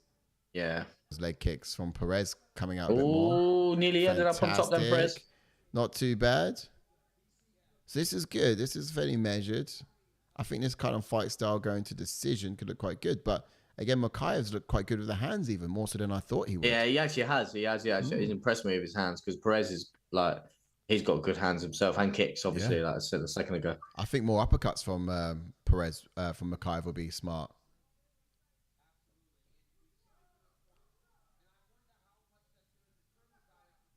Nice, got out of the way with that kick. Yeah, just about. All seeing. I need to get a cup of tea on. Or should I get a can? I might get a drink. I might get a cider. Oh, I need to drink something. Oh. Movement. Good. Right out there. Nice. All seeing, isn't he, Mokaev? All seeing. Yeah. It's fantastic. Well, that Ryan got through, I think. Dropped them. Single leg. Here it is. Now snatch it. Always tries to cinch in that choke. He is trying. He's going for it. Control the hands. He's not really snatching that lead leg like Mokaev was. If he did. No, not Mokaev. Oh, it's in? Nurmagomedov. What's in? It's just every time his hands went together. Here we go. Drive. Nice. That's good. He's finally got it. Confidence that. Takedown. Yeah, exactly. And he's away from danger as well. But Alex Perez could come out the back door and end up on Mokaev's back. Yeah. If he's fast with it. But I don't think he will because he's tied up the legs.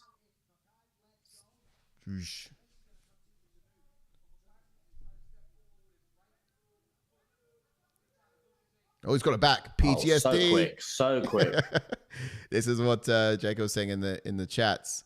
Basically, jumping straight to the back. But look at the quick scramble position from Perez. He knows how this ended with Pantoja previously. Good shots. Great from Mokaev. Toughening him up. Tough for that left hand. Go on, Mokaev. Go on, Mo. Let's go, Mo. Left hand. Go on, Mo. 10 seconds. Good shots. He stole the round, though. So that's the main thing for me. That was a close round. So yeah. What did I put in this? Better round, mate. I think I said first round sub. So did I. Oh, sucks. Well, quick couple of chats, and then I'll have to refresh my thing. Yep. I'm going to quickly get a cup of tea going, brewing. I'm going to get a can of drinks. My goodness. I've seen him live twice. Very difficult performances to Shango V. He did almost lose to Malcolm Gordon, so I agree, Breezy. He needs to be tested still. Yeah, mate. I think Tim Elliott was doing quite well against him until we got the sub against Tim Elliott as well. George Mo says, Breezy, I'm jealous you was at that first UFC London after COVID tested positive the day of the weigh-ins. Oh no. Shango V says, why Mo doesn't just play to his strengths, just It's beyond me. So Shangavi, using the voice thing to talk makes me sound like an idiot. Why is Mo trying for a knockout? Says Shangavi. T says he's trying to display his striking abilities. He should just focus on using his stand-up and then takedowns. Yeah, I think he's mixing it in very well, lads. I think he's mixing it in very well. We don't usually see Mokaev on the feet this much. So to see him on the feet and do quite well is, yeah, it's very impressive. I missed the timer. I'll get this 4:30. Those adverts just creep up on you.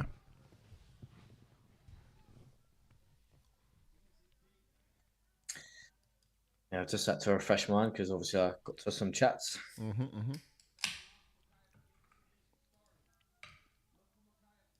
Here we go. He's got him controlled up against the cage now. Can he drag him to the mat? Oh, that's what I was doing. I was actually checking to see what I went for. I did say round 1 sub. Damn. Yeah, so did I. Let's see if we're updating on the numbers here. Are they still updating?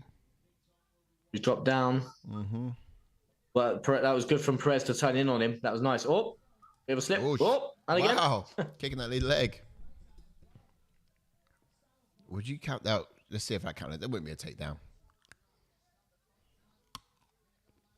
Deep on this sprawl here, Perez. That wouldn't be a knockdown even.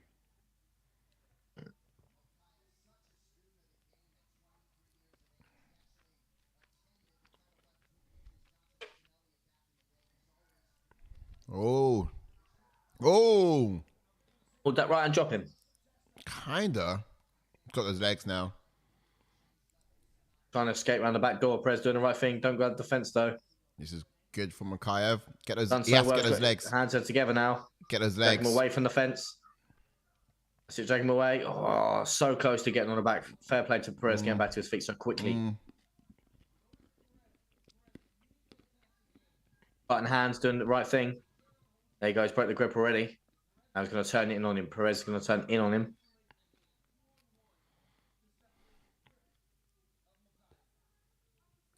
Mokaev, you can see him wincing, like really trying for it. Perez doing so well defending this.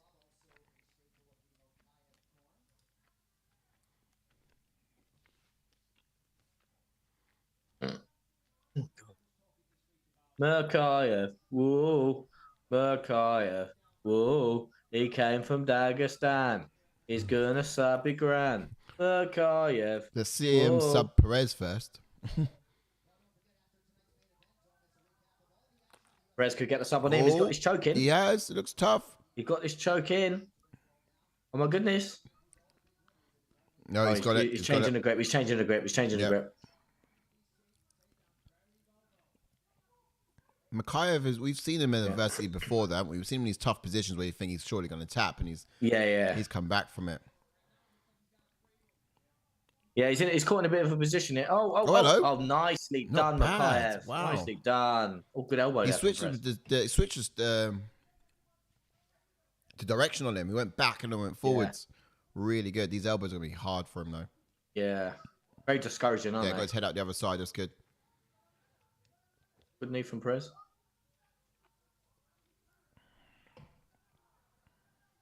Good jab. Overhand right. Not bad. It was quite slow. I think as the fight goes long, his stand-up gets less effective, but his wrestling will get more effective. But also, I'm seeing some fatigue from Mokaev. Yeah. He's working hard for these takedowns. He really is. Working very hard for them. I feel like this is where Perez could look good if he does look good.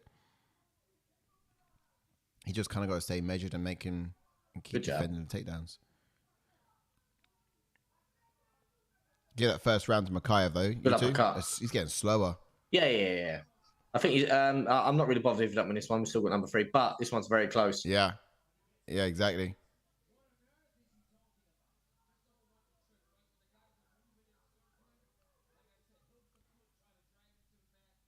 "40 minutes. Mokaev does need to secure this round because I think he's going to be less effective in the third. Yeah. No. Yeah. You're right. Whilst he can, that was a silly drop. Yeah, these shots make him look like he's getting dropped.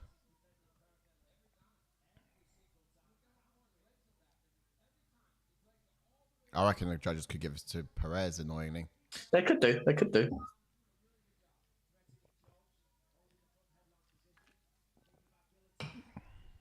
Dang.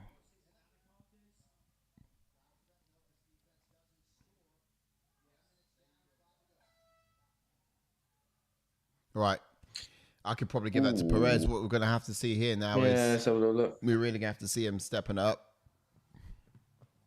Shangavi says he's been trying to fight and training for a lot of fights, and it's risky. Is elite ground game and should just set that up. Sorry, pardon me. Yeah, and he has Mo's legs gone from that kick. I agree with Ash that some of the things are mixed in well, but also he is taking unnecessarily risks in getting into the fight that he really can't afford. Getting into fights he really can't afford to lose. Agreed. Changavi says Mo so far has looked like he can't basically match Perez into his positions and looks open. Looks open. Yeah, I agree. Like Perez is doing so well defensively as well. yeah. I agree. Perez is seeing some success in this round for sure. Shangavi says he has it 1-1. Here we go. And so does Canadian Bacon. He agrees that it's 1-1. Ooh. Hold on, waiting for the timer. Bear with. Really? Here we go. Timer's in. I've just refreshed mine. Oh, yeah, I think Mo does need this round because it's very close. Yeah, he does. But he's trying for the takedowns too much. I think he's getting too predictable with it now. He needs to set it up. He was setting it up so well in the first round. Yeah. Go back to the uppercut would be nice as well. He's got Perez biting on his feints, which is good. Throwing those kicks.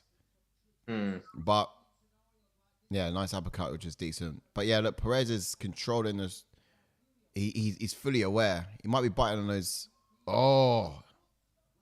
Mokaev dropped. Mokaev looked like he's in trouble. Yeah, no, he didn't drop it. He just panics and just drops to his knees. Does, yeah. But he shouldn't do that because Perez has got a nasty dash choke and anaconda choke, whatever you want to call it. Yeah, and it looks like he's getting dropped from the judge's perspective too.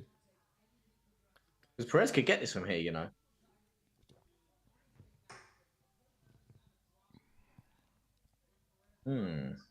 But this is it. This is the longer fight. This is taking on Mokaev in the later rounds, where he's fatigues a fair bit. You've got one wrist. Now get up. You've got one wrist, Mokaev. Now get up. There you go. Nice. Oh wow! Wow! Nice. That was wild. So good. Nicely done. See him. Come on, Mo. Shoot out like that and just take the back. Just let Perez explode now. You've got him in a good position. You don't need to do anything. Just try and hold the position. Look, Alex Perez is the one exerting his energy. Just lean on him. Just put your body weight on him. Yeah. That was. Oh, nice. Oh wow! Not bad. Not bad. Turn back. Fair play to Perez getting back to his feet. The urgency in Perez. Oh my goodness! Whoa, bro! That was good. Don't lose it. I can't see him in the stand-up again. Mokaev in the stand-up. Man, it's annoying. Perez's. That's explosive. So relentless with these takedowns. Just lets him go. Yeah. To be honest, I'd rather him do that though. Yeah. What, striking? No, just let him go at the cage because sometimes he loses the position and Perez will turn it around on him. But again, he keeps dropping to his knees. He's got very good what's the word I'm looking for? Would you say dexterity? And you know when you can go all the way down and sort of hold it, and he's on the tips of his toes, like he's got one foot up now, but before he's had both feet all the way down there, but managed to hold the position. Yeah. I guess he's quite decent at that. He's flexible enough to do that. That's the one. Yeah, flexible as well. Yeah, we know that from having his leg bent off. But look at his stand up later in the fight. He shows so much fatigue. Yeah, Perez is on the front foot though. He does. Perez is on the front. Perez looks good. Nice, Mokaev. That was better. That was timed better. It wasn't just dropped. There was a little bit of drive in there. Yeah. Good read. Bit of drive in there. Now the defense, of course, from Perez is just so solid. But however, I feel like it's survival for Mokaev if he stays standing up. In these scenarios, yeah. If he doesn't do this, then he could get punched. He's so exposed for the punch. So he's got to keep doing these attempts. I don't think he should stop attempting. Even though he's failing, he's winding the clock. Yeah. Not bad. Trying to get out the back door now. He's trying to get out the back door. Drive. Come on, Mo. Drive. It's hard to drive. He's got the power advantage here. Nice. Perez. Good knee. Nice knee. But to be fair, I think... oh. What on earth was that? I don't know. I thought he dropped, but no punches were thrown. I thought he just collapsed. Yeah, do you know what I mean? What did he just do? He literally that just for? folds himself like he's a deck chair, and then and then he just. What was that all about? I don't even know, mate. I don't even know. Mate, like, if you get subbed now, I would... What on earth was that? Not sure. Not sure. Yeah, I think he's just tired. He's got to get a cage off him. Yeah. Mine's froze. Oh, no. Got to refresh it. Oh, no. Man, we was in time as well. Whoa! Ooh. Oh, what? I've missed it. No, I'm kidding. Nothing happened. Nothing happened. Don't do that to me, man. Hey. But this is the thing in these scenarios. That doesn't look good on the judge. It doesn't. You need him, and then 30 seconds, hands down. He's good. He's got to give his thumbs up. But look, he's just going to stay here against the clock. He's going to survive it, but it just doesn't look good for the judges. He wants to look big in his final 15 He's got to do something now. seconds. He's got to do something now in his last couple of seconds because Alex Perez is going to. Whoa! Right. We can't do that. Yeah. Nice. Nicely done. I mean, the way he exposed like that. I'm not sure.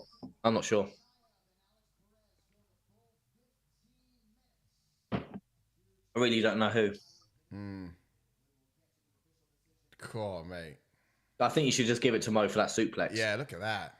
Chucks him over the top like that. Whoosh. So how many takedowns in total? I got here reading about 3. Now, is this updated entirely? Let's refresh and find out.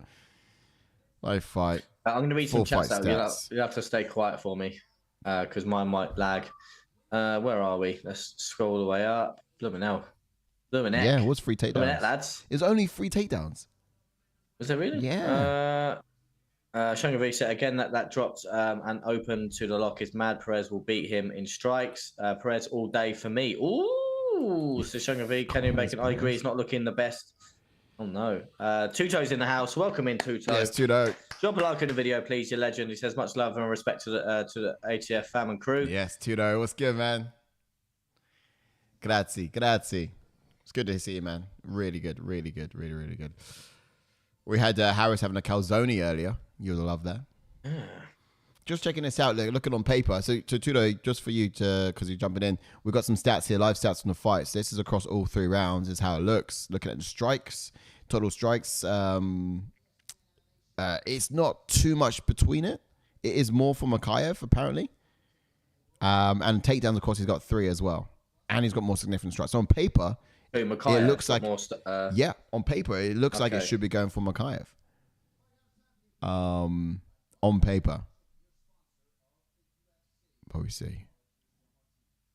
What does that say? I can't see. MMA. And still, he's standing on Perez's side though. Yeah, he's standing on Perez's side though, isn't he? Come on, Mo. Come on, Mo. Let's go. Unanimous as well. Let's go, Mo. Come on. Yeesh. Didn't lose round. But what I will say, if that's Alex Perez fighting off of being away for 2 years and injuries and stuff, I don't think the UFC will get rid of him. He put up a good fight. Yeah, exactly. I was very sick, apparently. Man, it's very sick in the morning.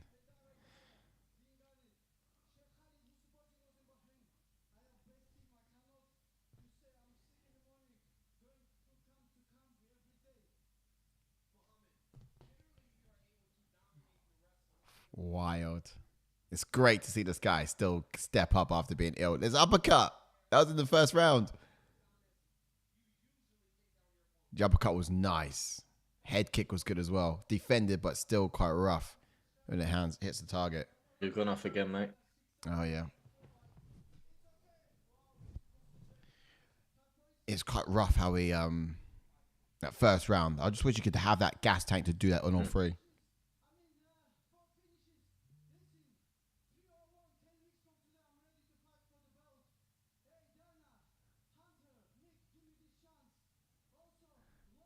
He's calling for the belt already.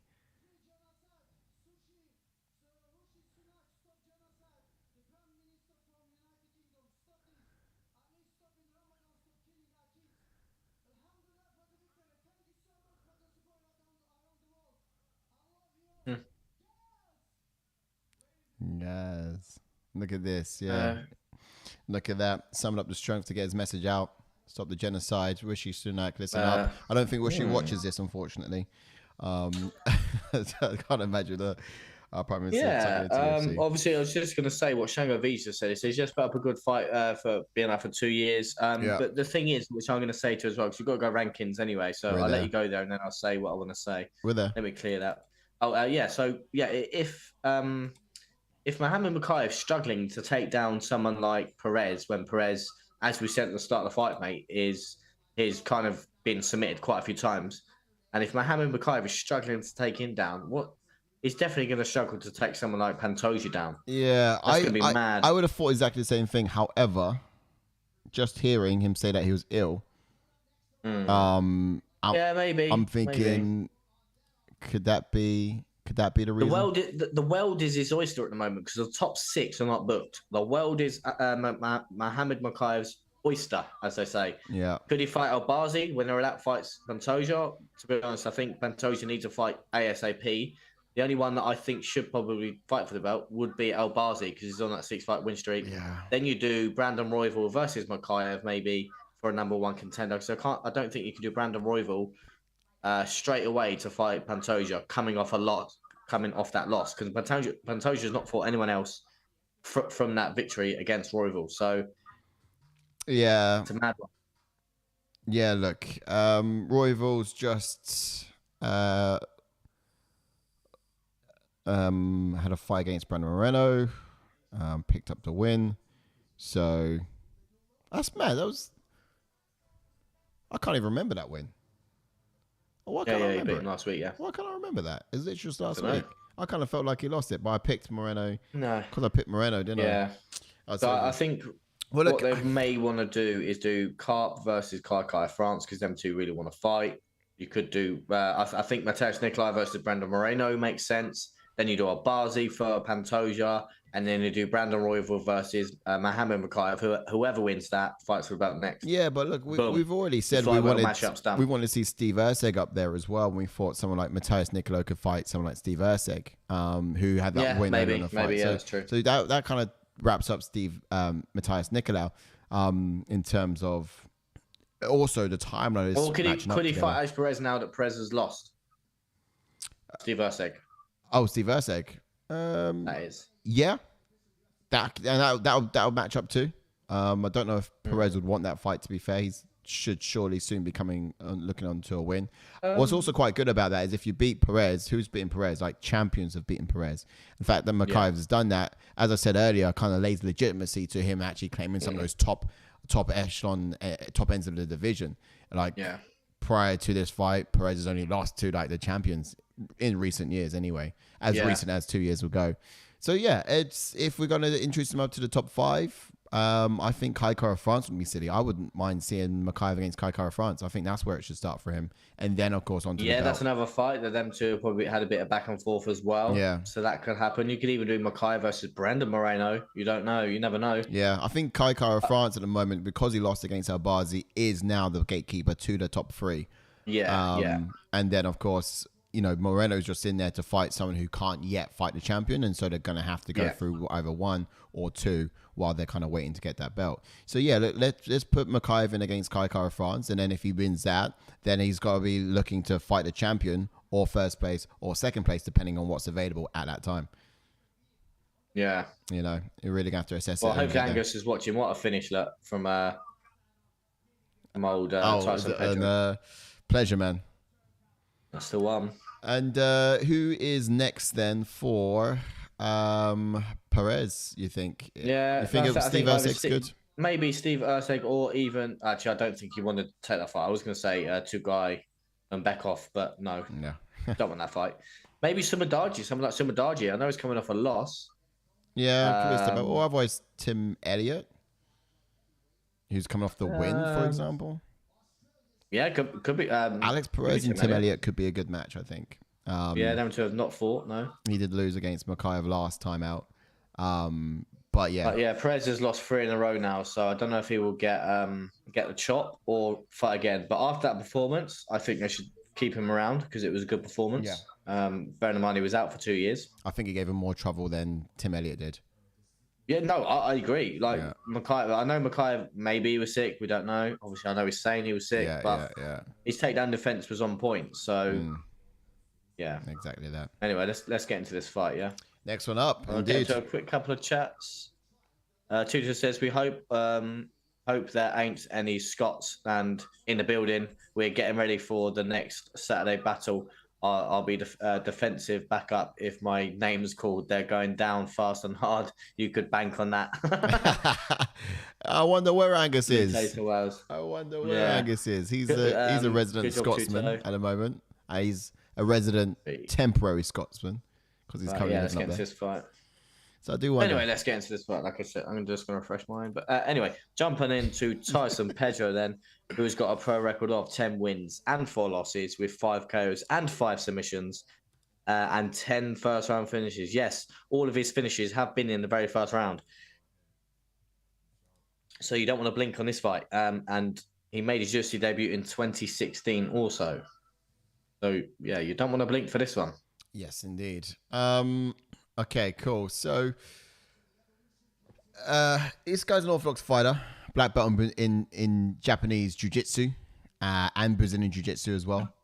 He's got an upright striking style, but he does leave his hands quite low and out in front of him as well. Slowly, he edges his opponents back towards the cage, and then he uses his feints to keep his opponents guessing when he takes that's when he kind of will shoot maybe for the takedown, or he will kind of keep him guessing as to when it will come, if it does at all, kind of thing. Yeah. But yeah, look, he's huge.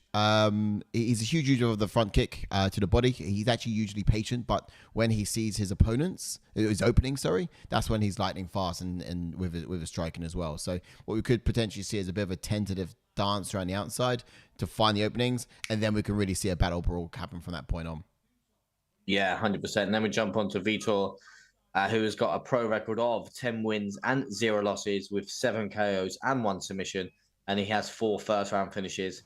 And he has a UFC record of 3 wins and 0 losses.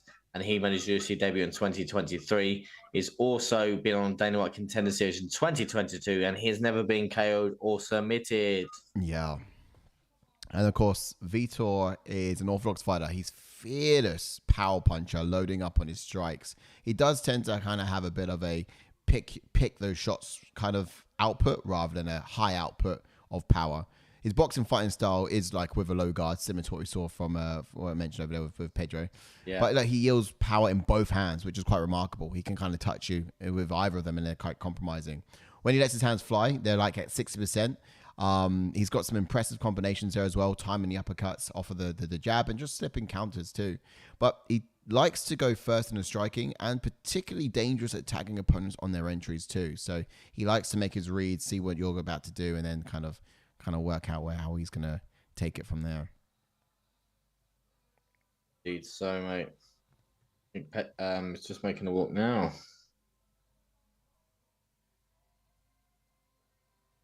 Come on, mate, get out. Go ahead, man. You just read out some chats. What you got? Yeah. Right, let's get. Where are we? Ooh. Here we go. Shangovic says, going off the MMA Fantasy League odds, Pedro will no doubt win here. Yeah, I don't. Canadian Bacon says, I don't know how much I agree with that decision either, Shango, even as much as I like Mo, unless you're referring to us staff I was talking about.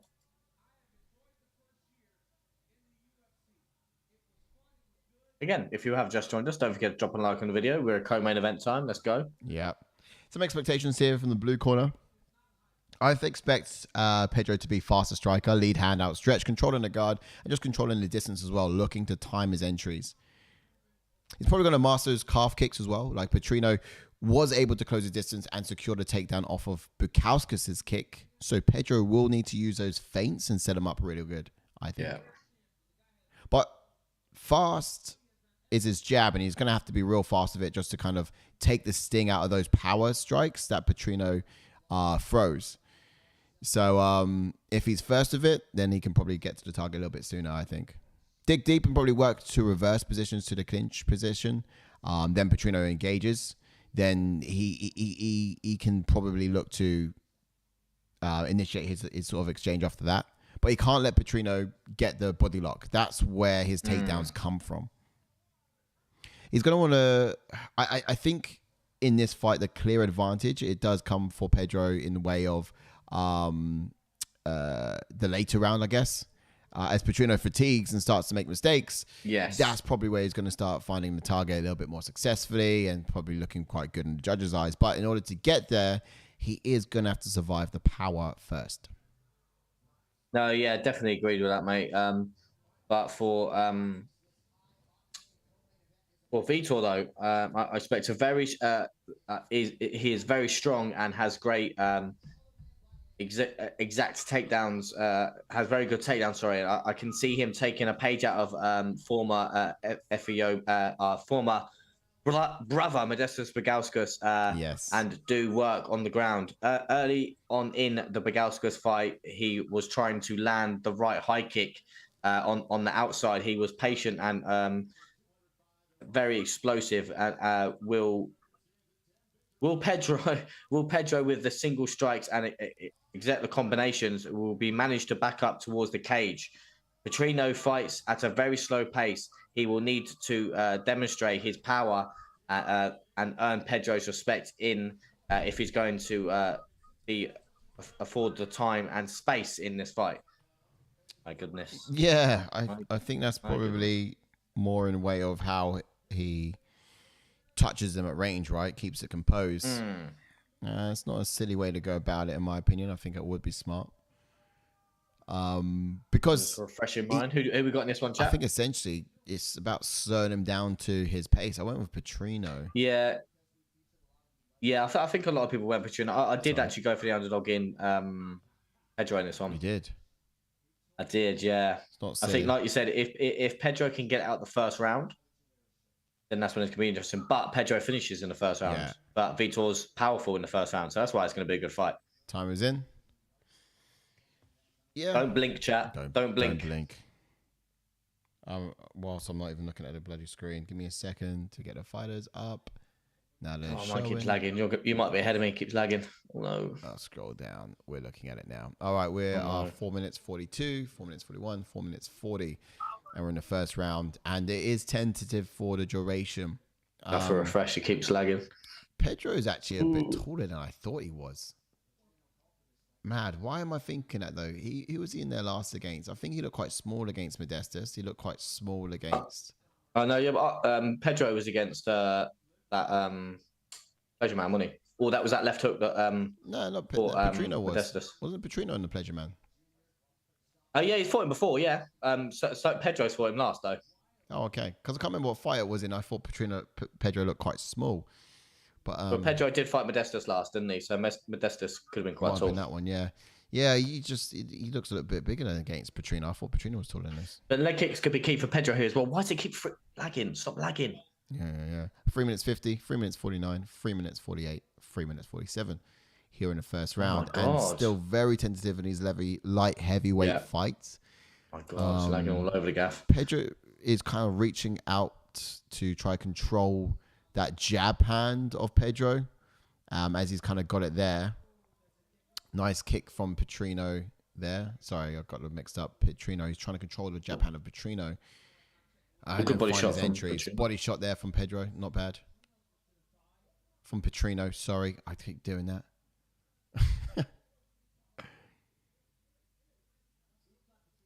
I think he needs to kind of like punch over that outstretched hand of Pedro. There you go, that leg kick's important. Yeah. Pedro's utilizing them. I think Petrino should be doing more. Very tentative. Good pace for Petrino, though. So a good pace for him. So it is. He's chasing him a little bit, though. He needs to kind of get a little bit ahead of that lead leg. This is good for Petrino. You're right. He needs to be fighting at a lower pace because at high pace, he'll fatigue in the third. Yeah. So what Pedro should be doing at this point is really pushing Petrino. But the fact he's not, could be good news for Petrino.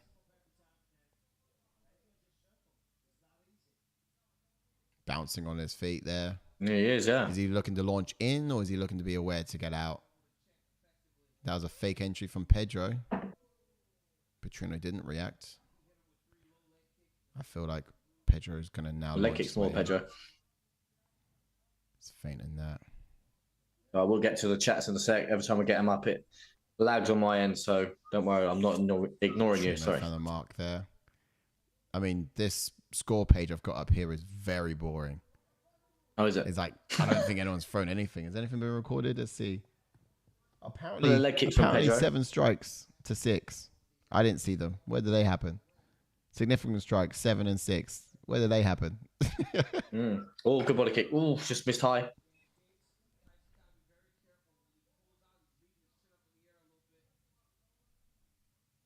Oof. Nice kicks up high here. Which is good. Could probably find a body with that. This might make it out of the first round.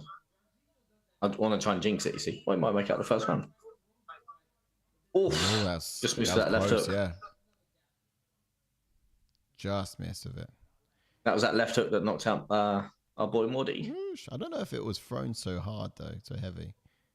Oh, nice. Touched him with that jab. Stiff Good. jab. I love that we're in time. Come on, Pedro. Let's go, Pedro.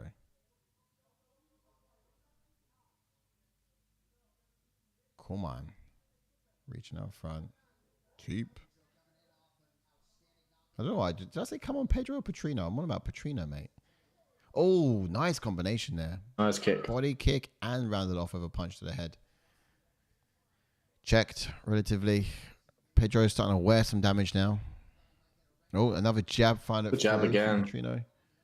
30 seconds left here in the first. Will we see anything significant? It doesn't take much to... It won't take much to steal the round because not a lot has happened.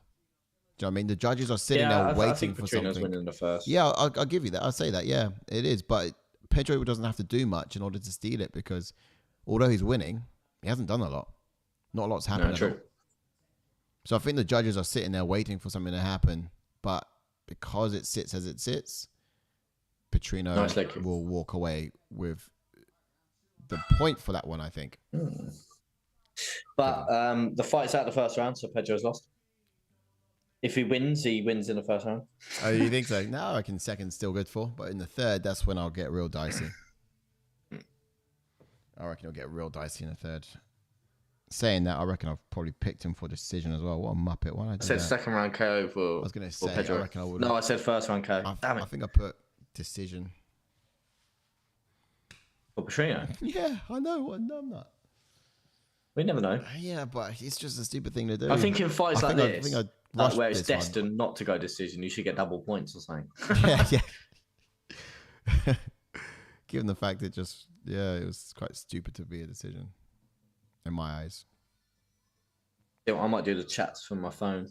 I know they won't come up on screen, but yeah, I like the fact that we're in sync. Screen keeps. Can't believe you got to deal with that, mate. I feel bad for you. Can't believe you're dealing with that. I was thinking that earlier. Is it possible to get the plug-in on your phone so when you press it? Oh yeah, maybe. Yeah, could do. I'll try that one time. Timer's in. Round 2. Let's go. Where's the timer? Oh, it's lagging. Got it. I'm 5 seconds behind on that timer, sadly, guys. We're in the fight. We're looking at total strikes there up on the screen. The total stats for the fight. Size of Petrino's legs, man. Tree trunks. Yeah. They are thick. Oof.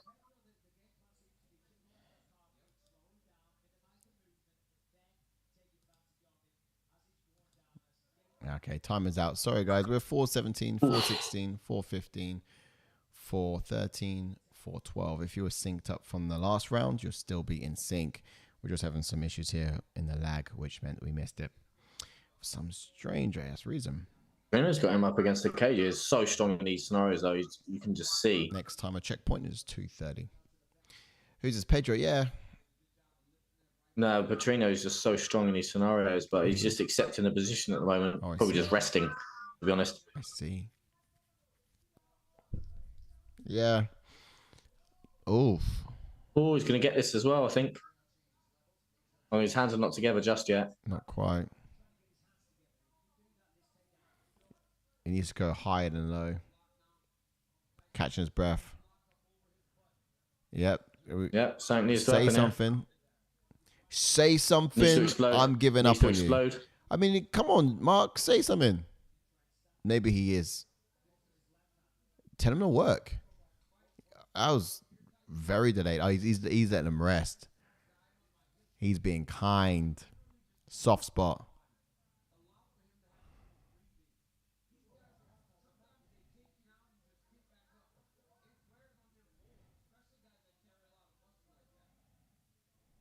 Yeah. And look, Petrino is someone who carries a lot of muscle. I think I might have said it in the expectations, or I was talking to Jordan about it in a week. If you're looking at who's going to fatigue more, if you've got more muscle, it's like a bigger engine to have to operate and run. So you will tend to find that. I think that was a good little scenario there. If Pedro can steal this round, going into the third would be interesting because of how hard he had to work for that takedown. Petrino, I mean. Timer is in. Welcome back to the party. 2:30 and counting. Nice 1-2 from Pedro. Oh, decent. Again. Nice body shot there from Pedro. For sake. Both of these guys are looking a little fatigued, though. Yeah, true.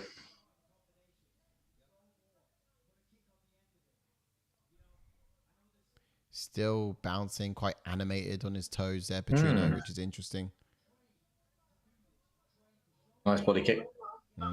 Pedro does seem a little bit more relaxed.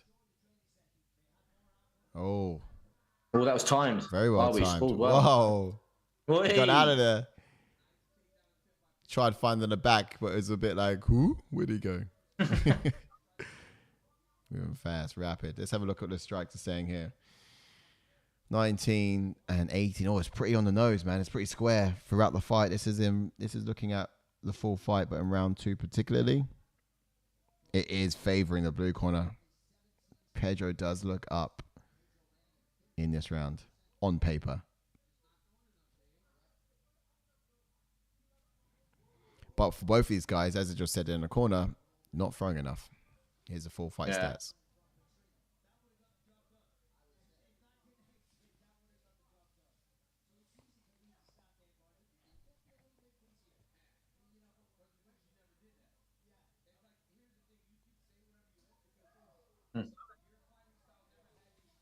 Oof.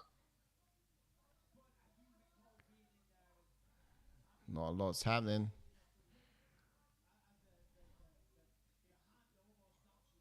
Nice. Some feints there. Not bad. Just moved out of the way of that. Good job from Petrino. Always the way. I could probably see this is going to be a Pedro round just because on paper.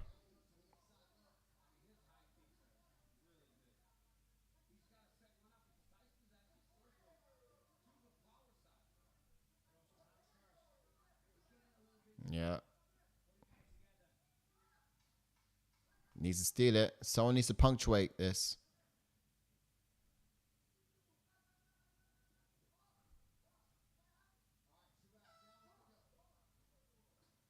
Did they? Oh dear. I don't think that was punctuation. I wouldn't call that punctuation. Not that I went to a grammar school or anything.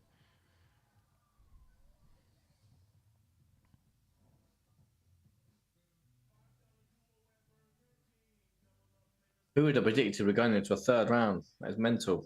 Yeah. It's just because output from these boys is so low, but the danger's so high, it's tentative. It's like the Derek Lewis Almeida fight. Who would have thought that would have gone the full distance? But because there's a lot of wrestling in it and little action, everyone's too afraid to engage.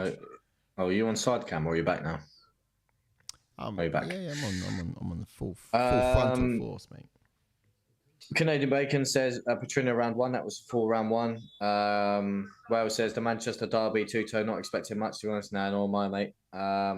Canadian Bacon, and don't worry, bro, you can make it a comeback. Shangavi says Petrino is going to gas fast. He says got Petrino by decision. Says Wales. Fair enough.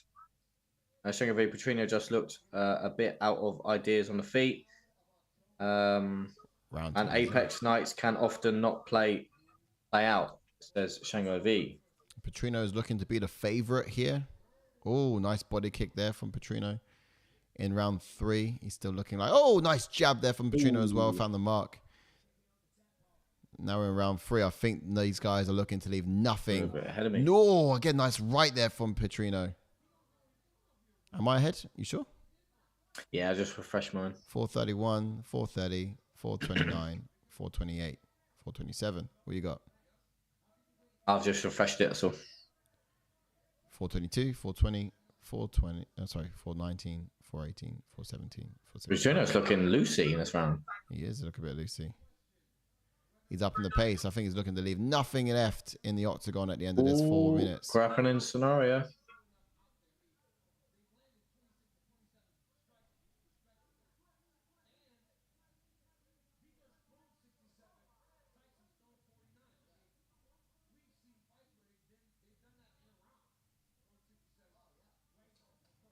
Output is... That's what you tell him, Mark Smith. Yeah. Output's certainly been quite low. Here's a takedown. Oh. It's kind of got the back.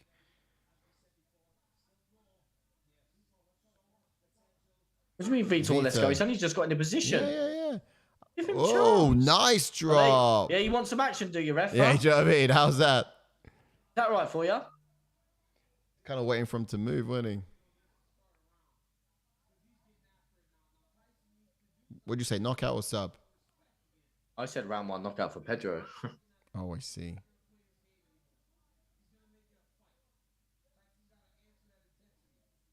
Apparently, Vitor Petronian's taken on all 4 of his UFC opponents.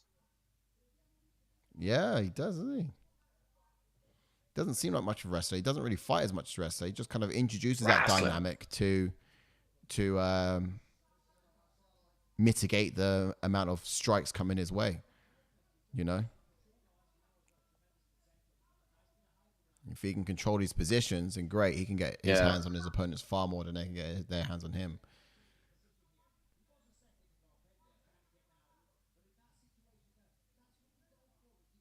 Just controlling him here, wearing on him. He is, running out of clock down. Mark Smith said, let's go. So he's going to give another suplex. Oof.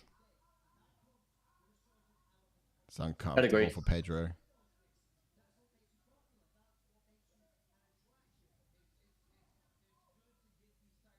What Pedro needs to do at this particular moment is with his hand, get it underneath the in that leg, that thigh of Petrino. Yeah. If he's got that kind of flexibility to get his arm around there, he can kind of use that to spoon himself around and make sure he's... Oh, another one. If that doesn't exhaust you. Yeah.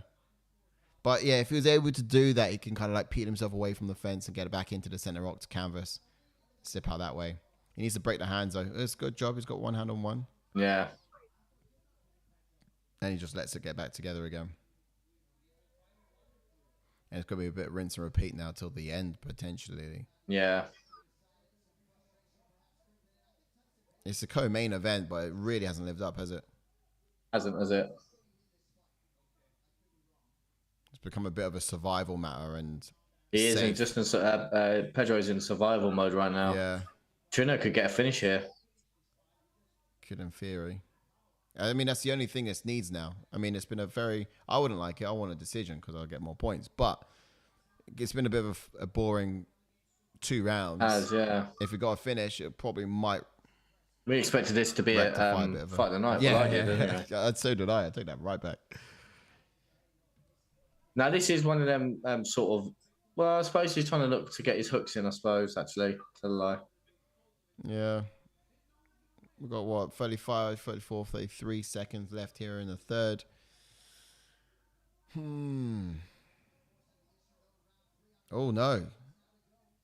He's looking to finish it. Nah, mate, get a decision. Just do a decision, innit? Might as well. Mental. Fair play to you putting a decision as well, man. Yeah, I mean, I kind of regretted it a bit as well. Oh, here we go. Oh, head on choke. Hold on. Uh-oh. Now he's out. Surely he's going to survive it. Oh, it's not under the chin. It's not under the chin. He's all right. But it looked fight ending for the judges. Oh, no, he's definitely won this round. That's a third round. Yes, that means he's won the fight. Oh, he looked far better in that third round as well. I thought it looked worse. Yeah, exactly. I actually thought it looked worse in that third round. So it's actually quite impressive that he looked better. Damn it. Really turn it all out. Oof. Not good.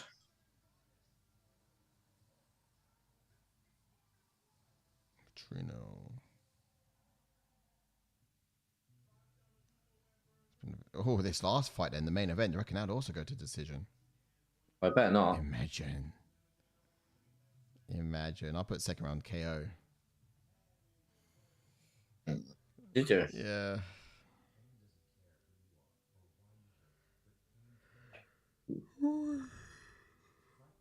What do I do? I'm not even in pole position. I'm still only fourth. I thought I might be. Yeah, I'm not doing great. Well, hold on. How comes you're on 11? Huh? I got 1 point from Mokaev, maybe. Yeah, so did I. I thought I got everything the same as you. But you also got one. What was the last one wrong before this? I haven't got one wrong. The only one I got wrong main card is Steve Erceg beating match now. Same as me then. Yeah.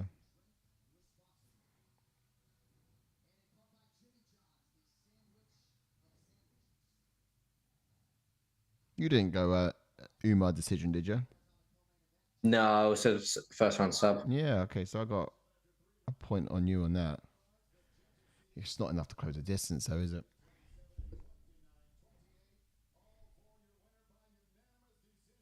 Yeah, I got 2 points for that.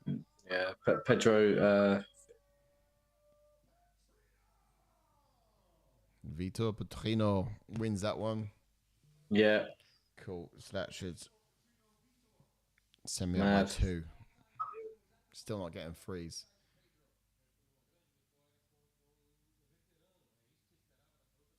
I'm gonna have to go for a wee. All right, then you go ahead and do that. I will look at. Oh, there's no rankings for this one. There's no rankings. I'll see what chats I can probably get up here via my phone. I can't load any more onto my laptop because it's fairly busy. Let me see what you guys are saying in the chats.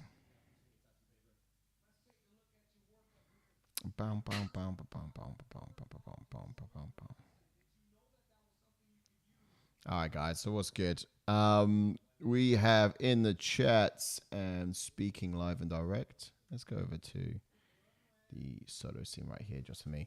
So, welcome into the chats, guys. It's good to see you. To see you good. What do you guys think of that round? What do you think of that as a co-main? Did you also, like Ash and I, put it down as a potential fight of the night? I personally thought it could be. It really wasn't. And if there was a finish in it, I probably would have lost a point. But it certainly would have made it a little bit, would have redeemed it just a little bit. Wells is talking about that side cam. Yeah, Wells, you know what it's about. Get the angles in for the just for effect, really. Just for effect. We do things professional over here. It's all full produced. All here. Ow, by me on this little pad here. Little stream deck thing I'm using. 2 points. Let's go. Says Wales, not bad. Yes, it's a gamble. So did you also put a decision? Who would have thought it though? Who would have thought it? Let's get rid of that stuff. Who would have thought it would be a decision? I definitely didn't. Although I did put decision. I actually come into the fight thought it would probably be a finish. These guys are big punchers. Well, so when Jay says I thought it was going to be a fight of the night, Defo wasn't. Yeah, he agrees as well. Oliveira fight of the night, easy, says Shango V. Yeah, to be honest with you, that was pretty fire. That was a big ass knockout as well at the end, and there was a lot of back and forth throughout. So that was what made it quite good. Problem was it wasn't on the main card. So in terms of fight night, in regards to just the main card, what would it be? I guess you can't know. I mean, I counted out the main event already a while ago. I reckon to date, what was actually quite a good fight in the main card was, might have been match Schnell, Steve Erceg. It didn't even go that long. Second round knockout from Erceg. But I could probably say that is, for me, been a fight night because Umar did what Umar does best and he played it real safe. Alex Perez and Mokaev, that was quite interesting. Went the duration. Wasn't too bad. You know, these flyweights can move and bring some excitement. But yeah, I quite like the fire that was thrown back and forth in the first. But we'll get to that as we finish the card. Look, maybe we could be He's pleasantly retiring. surprised by the main. Maybe. Pedro retires. He's retiring. Tyson Pedro retiring. He's retiring. Look at this. That's the second person retiring tonight as well. Oh, sorry. Ash, you're back, aren't you? Let's get you on screen. Pedro retiring. That's mad. Yeah. He's in shape, though. He's still good, no? Oh.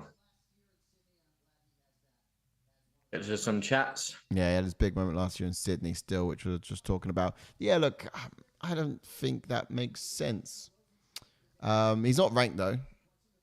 So it doesn't really do anything for the division UFC. I guess he's got to ask himself a question once upon a time, hasn't he? He's got to ask himself the question, where am I going here? I'm not getting ranked. Am I going up? If I'm not going up, am I going down? Or am I just going to be someone who's just going to be a journeyman? So he has to ask himself that question. What do you reckon he's going to do, though? I think I quite missed it. Is he going to be joining another division? Another organization? Yeah. Not sure. But yeah, George Merry is agreed with us. He thinks that's quite unexpected. Definitely unexpected. I did not see that coming. George Merry says, but family time means more than anything. I respect his words. Yeah. Oh, so it's family time. It's not even joining another organization then. Yeah. Yeah, I think they were saying something to do with injuries as well. Like, if I knew that beforehand, Yeah. If I knew his mindset weren't there, he just thought, you know what, I'm just going to give up. Yeah. That's why he was laying there and not doing anything. Yeah, true. He probably had it. Yeah, he put it in mind early on. If you knew he was going to give up after this, his last fight, then would you have picked differently? You probably would have, eh? Oh, yeah, of course I would have, Yeah. But yeah, early on, so we had a few chats earlier on, which we missed. You got to pick up on the chats, Ash. Got to pick up on them. Making them think twice. Fair play if you get this one side to Shango V early on. This is when I put decision. I didn't think it was going to be a decision. But I guess, I wonder who else did that. I think Wales did as well. Yeah, it's because it was making my stream lag, that's all. Yeah, all right. You're going to have to find another way to pick him up if you can. But yeah, all right. So next up is going into the main event. We're going to be looking at the big boys, which is Jairzinho Rozenstruik versus Shamil. Yeah, should we jump into it early? Or? Yeah, it's getting early with some of the notes and expectation. I think these guys jump into Gaziev then, who has got a pro record of 12 wins with 0 losses, with 8 KOs and 3 submissions, and he does have 8 first-round finishes, and he has a UFC record of 1 win and 0 losses, and he made his UFC debut in 2023. Also was in the Dynamite Contender Series in 2023, and he's never been KO'd or submitted. Nope. Never, ever, ever. Now, that might be quite big in this fight because we're going to see some KO power being thrown around left, right, and center. Now, let's talk about him real quickly. He's an orthodox fighter, upright stance, fast starter with surprisingly fast hands for a guy of his size. He trained with Cyril Gane and Nurmagomedov and Mokaev historically as well, so you might see them pop up in the corner perhaps, I wonder. He just walks fighters down basically and looks to mentally break them with his punches, elbows, and whatever else he's got up against that cage. He does his best work from top position, raining down that ground and pound, but all around he's a very physical Dagestani threat. Like, he gets close, he smothers you, and he just makes you not want to be there. Yeah, indeed. So jumping on to Jairzinho Rozenstruik then, who has got a pro record of 13 wins with 5 losses with 12 KOs. He does have 9 first-round finishes, and he has a UFC record of 7 wins and 5 losses, and he made his UFC debut in 2019. He has only won 2 of his last 6 fights, but he has beaten 2 former UFC heavyweight champions in Andrei Arlovski and Junior Dos Santos. Yeah, that'd be it. Yeah. Orthodox fighter, kickboxing background, counterpuncher with short bursts of power as well and aggression. He's very reserved majority of the time, which makes him dangerous at any point. Back steps, left hook is one of his best weapons. He switches up his jab with his left hook, and he has a very powerful pop to his punch, and that comes in both hands. Either of his hands, he's got it. He doesn't neglect the lead leg either, so he pays a lot of attention with those low kicks, especially when his opponents just step into range. But otherwise, he throws those flying knees when his opponents are backed up too. So he can look to be a bulldozing threat, a forwards force, and he can really just chuck everything he's got into you if you kind of underestimate him or if he just gets you at a bad time. What's the chat saying? Shall we both do them? I'll get them off my phone as well. So I'll put them up. So since the Strickland loss, CKB have not had a good run of form. Izzy has got to pick the team up. I was just saying about the team of the old Izzy's team. Wales says Australian laws are tough. Tuto, mate. Wales, there's no such thing as a tough law, mate. People make their own lives hand by knowing what the F they're doing, mate. Yeah, by not knowing what they're doing. Yeah, they make their own lives hard. Yeah, that's yeah, that's a funny one. That's another funny one. I guess if you think about it, what would be a hard law for you? I guess if I was to say not killing anyone's quite a hard law. I mean, I really find that one hard to break. I constantly just have that urge, but because it's against the law, I struggle with that one most of all. But it's quite an interesting point. You should be all right to make the laws easy. It's just the lifestyle, I guess, you have, depending on. But I guess another one would be like drug taking. I guess if you're a bit of an addict, that could particularly be quite hard. That's the lifestyle. But Wells to AJ says, if you don't know your rights, you don't have any. You got no rights. But only lefts. That's cool. That's cool. Oh, guys, that's brilliant. All right, so what are we saying for this fight? This fight's coming up now. We're looking at Gaziev as he walks down the tunnel. I'm gonna watch. Just want to check to see where I am after that horrendous pick. You said that he was big. I've not seen his size against Rozenstruik. Oh yeah, he's big. I'm all the way down in 5th now. It's not good. We're gonna have to get into some. Wow, Wales is number joint first now in the overall leaderboard. Come on, Wales. Come on, Wales. Get in the overall leaderboard, Wales. Yes. It's not bad at all. Well, I've still got 11. Where am I? Have I come above you? I'm joint with you, aren't I? I bet I'm joint with you. No, you're above me by 1 point. Oh, am I really? Am I in like a pole position at all? 4th. In that was it on the events though. No, I'm 3rd. Shangavi says agreed. George, City Kickboxing has aging fighters that are legends but have had bad time. Hopefully they have some new blood coming through soon. Yeah, because obviously they did have what's his name? He just pulled out of a fight as well. Brad Riddell. He just pulled out of a fight as well. So a bit of a bad luck there from their team. Wales says, who are you picking in this one? I've actually got Rozenstruik in this one. Have you really? Who have you gone for? Yeah, I've gone Rozenstruik as well. Oh, you have? Yeah. Oh, okay. Kind of depends on how he does it, though. I think I put 2nd round knockout. What did you put? 2nd round knockout, yeah. All right, so we're going to finish in that order, I think. Which is... I'm trying to work these events things now. So all events... Am I 3rd? That's 4th. I'm in 3rd, it says. Oh, okay, 3rd then. Sorry. Yeah, it says I'm in 3rd. You're 4th. I'm in 3rd, but it's like... So it's ranked position at least. I think it's the first time I've seen any kind of metal next to my name, be it bronze, silver, or gold. Yeah. Any kind of earthly ore. So I'll take it. I'll take it. Me too, Ash. Decision. Or you put decision. You put decision, Ash. I didn't put it. I said round 2 knockout for Rozenstruik. Yes. That's one thing as well. So Anik calls him Rozenstruik, but I'm pretty sure it's Rozenstruik. Rozenstruik. Yeah, but I mean... I just heard Anik saying Rozenstruik. Yeah, but that's what Anik calls it, and he's supposed to be getting them right all the time. But I'm sure... Anik's the man, I believe him. Yeah, but Rozenstruik. He also called Magomed. Was that right? Well, I don't know. What was that time? Was talking about Hermanson. He called him Hermanson. Hermanson. Oh, Shanga V says I must have picked this blindfolded, thrown a dart. Oh, he actually did put decision. Did he? Okay. Wow. Rozenstruik here is walking out with his towel on him. Just got a shower. But this is the thing, though. This is what Shago also done for the co-main with me, and we were both sitting there just saying, "Oh, shouldn't have done the decision." However, look how that played out. Not bad, eh? Not bad. Think about that, Ash. The first time we're finishing a UFC event actually on a Saturday. Imagine. Yeah. Imagine. We've always been doing this early hours of Sunday morning. Unholy hours. The ungodly hours of a Sunday morning. Mad. But look at this. I'm hoping for a knockout, but this is where we won't get it. Because they'll either get too fat and fatigued. Yeah. And they'll stop throwing.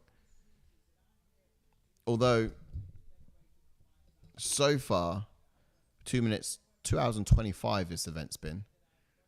And I think they've literally been doing promos in between fights, though. It's mad. No, not even promo, adverts, isn't it? Yeah. They did one. They did. To be fair, they've done 2 promos for UFC 299. They did Dustin Poirier and Saint Denis, didn't they? And then they did MVP versus Kevin Holland. They also ran adverts in between the rounds and stuff, and that's annoying because they come straight off an advert and we're into a fight. I had no warning. I got a timer to put in. Ready with the round 1. We're gonna get the stats up on screen as well. See what you guys think. Jordan's doing well. He ain't even here. The guy's sick. He's ill and he's like second. Yeah. Come on, 17 likes now. If you haven't dropped a like in the video, let's get it to 20. Let's go. Please do. Says, Shango, if it's a Luke Littler dart, you're in good hands. Yeah, that's a good point, mate. Tutor says, Wales, who you've got in this one, mate? Shango V says, also, I'm pretty sure it's pronounced Rozenstruik. Not too sure, though, why he announced it that way. Rozenstruik. So even though it's spelled Struik, it's pronounced strike. Yeah. Interesting. That's one of the things that bugs me a lot about names. I'm one of that kind of person that's like, no. If it looks like it's spelt this way, then it's spelt that way. But people say, no, it's not how you pronounce it, though. It's like, no. Your name should look how it's spelt, not how you say it. Trying to think of an example now. I'll say Geoff and Jeff. Yeah, Jeff is J. Yeah. But if it's Geof and you say it's pronounced Jeff, it's like, no. That's Geoff.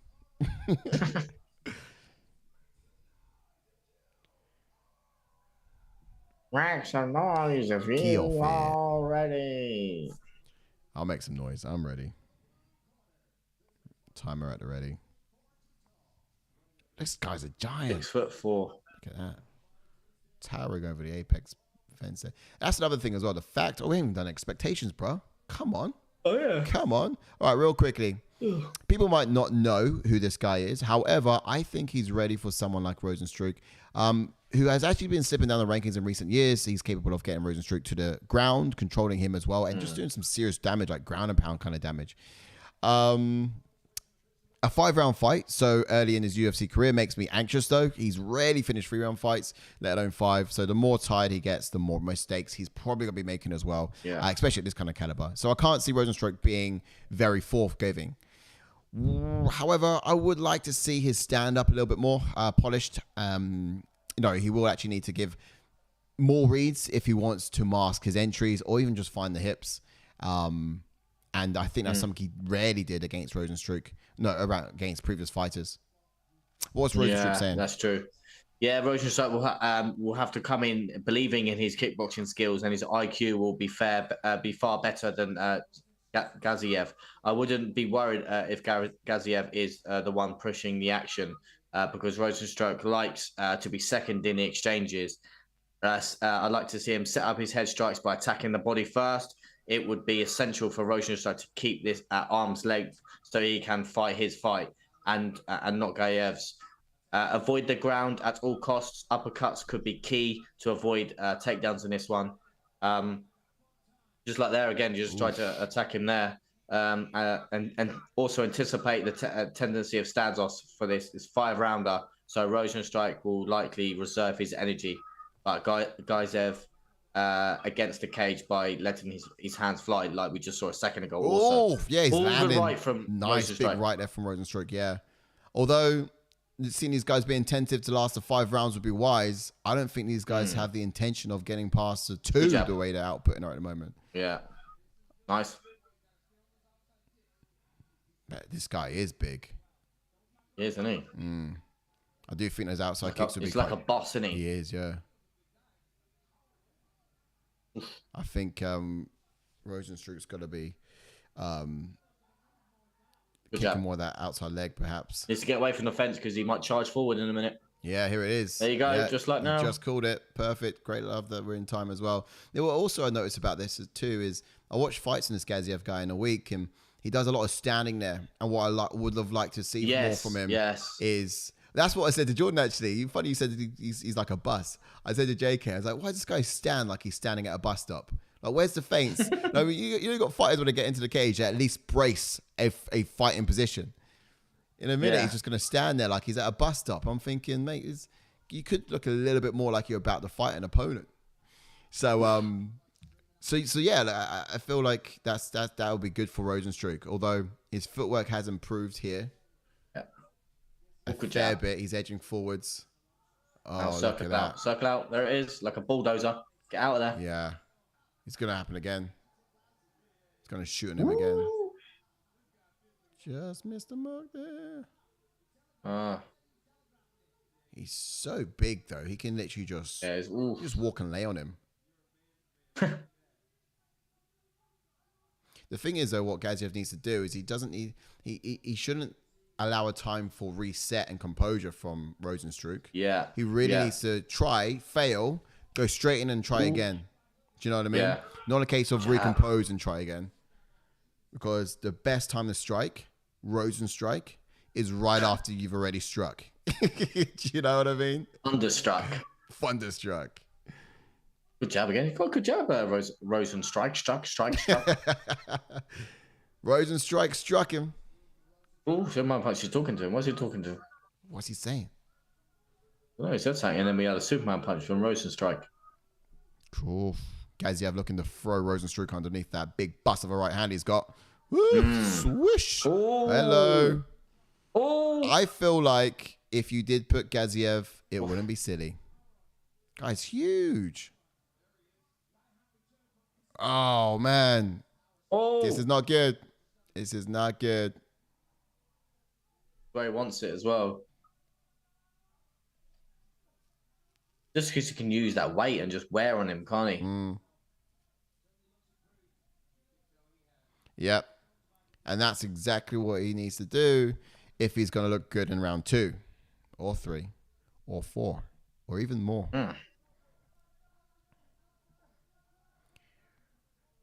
Oof, good knees. Yeah, they are good. He's useful. He's a separating ref. Yeah, good spot. I didn't even see that. That's right there. But also he doesn't have to do anything. No, good knee. Oh wow. Such a high grab there. Oof. Got it to the ground. He's not getting back up now.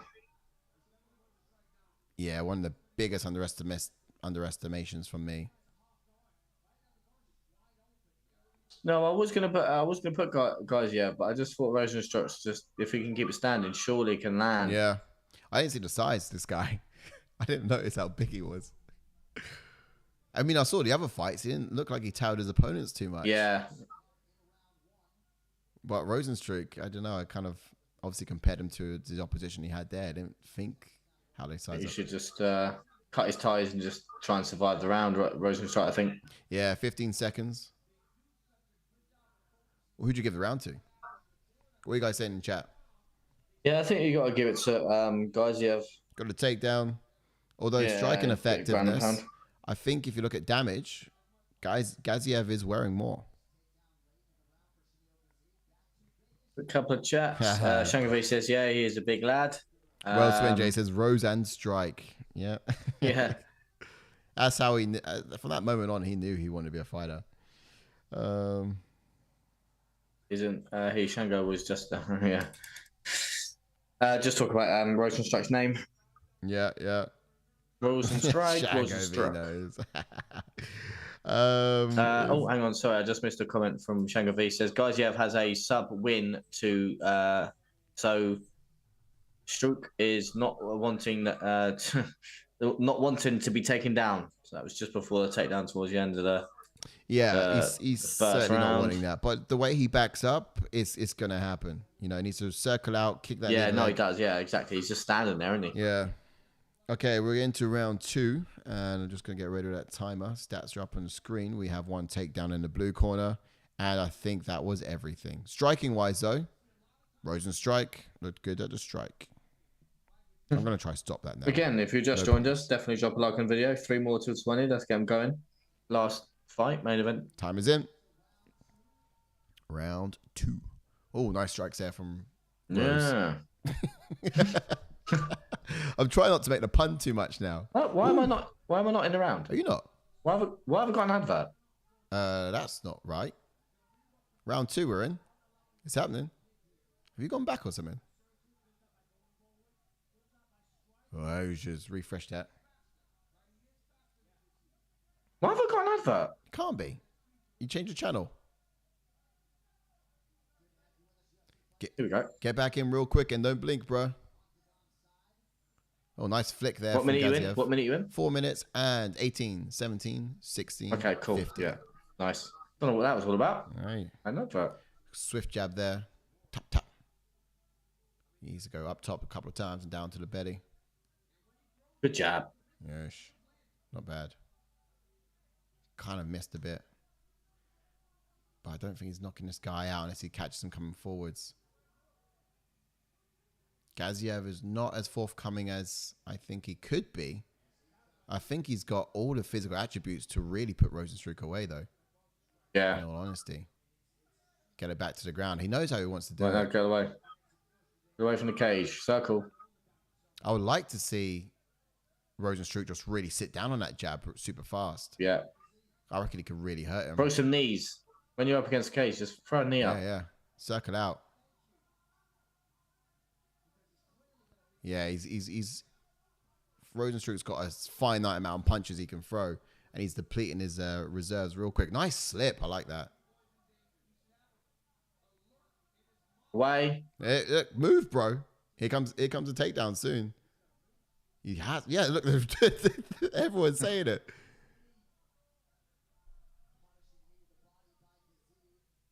Not bad up top from Rozenstruik.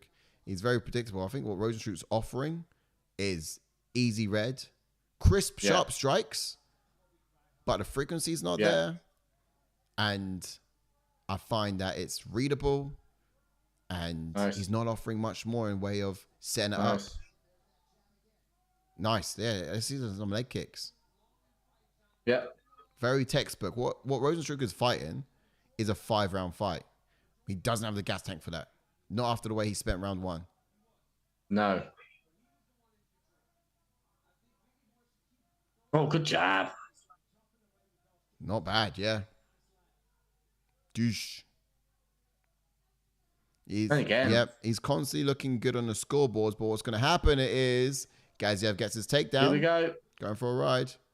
He was doing so well as well. Oh, good takedown defense. Nice. Gaziev, not bad. Yeah, it's good. Underhooks. Circle out. But even this is bad news for him, wearing on him like this. Circle out. Once he goes down, he stays down. But the problem is as well, so whilst that looked good on the stand-up, he looks good on the cards. He's got more strikes there in the stand-up. Problem is, Gaziev gets it to the ground, he wins the round.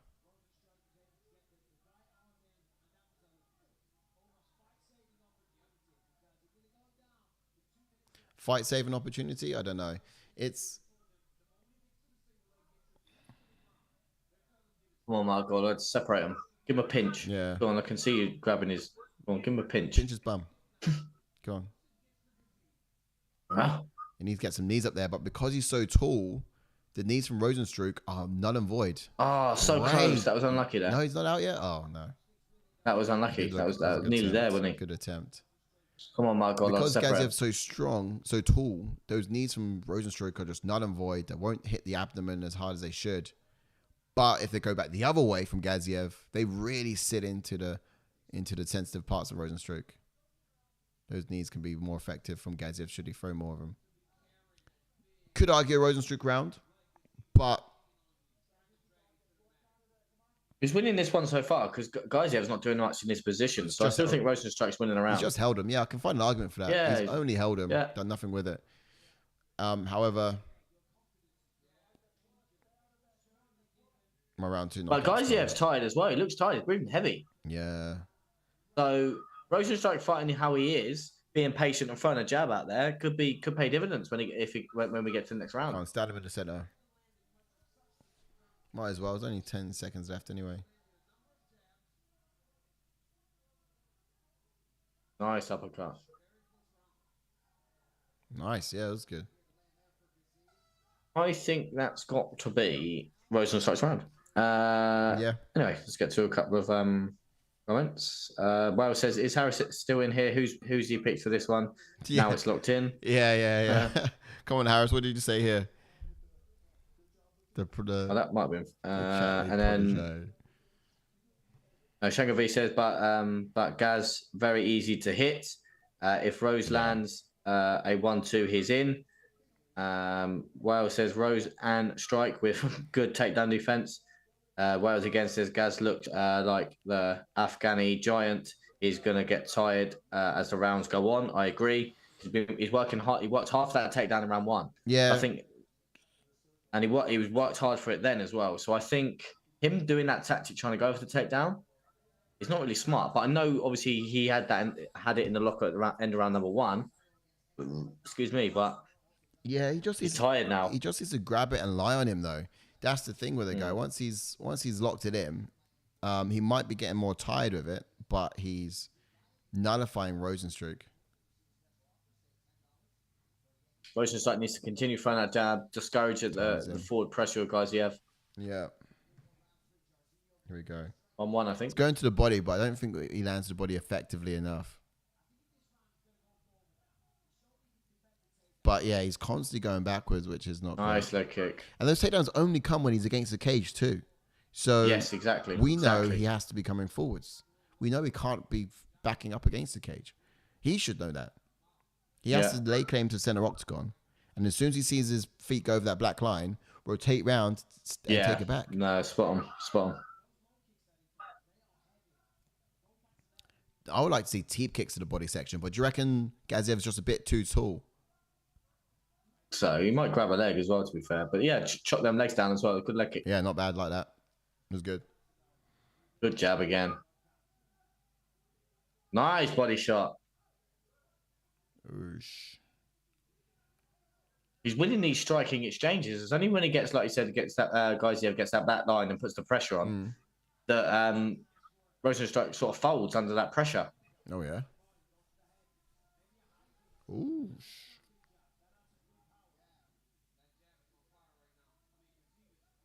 Nice touch. Slipping.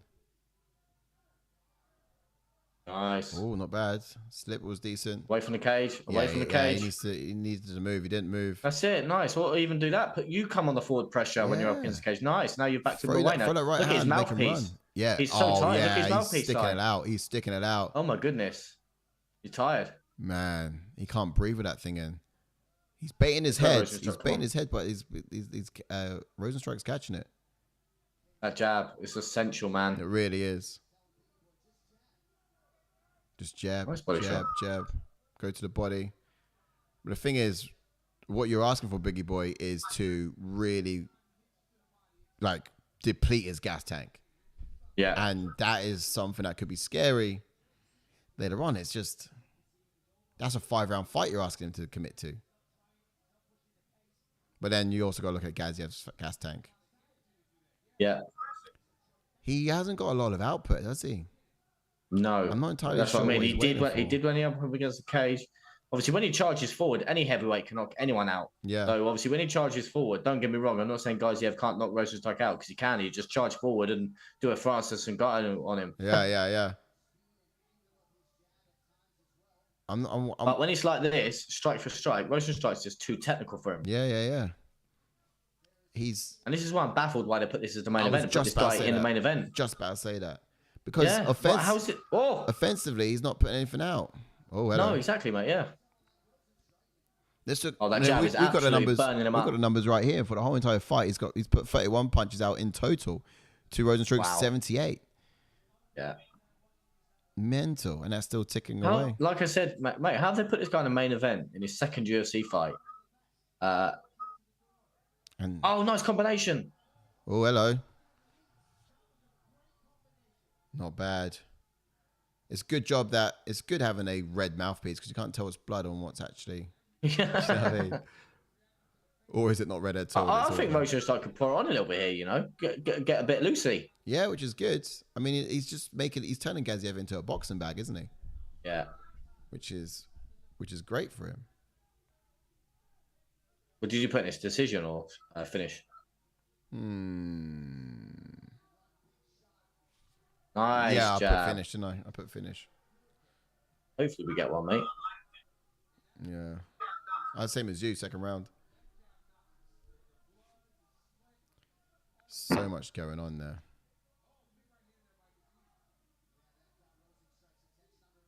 He's just standing there.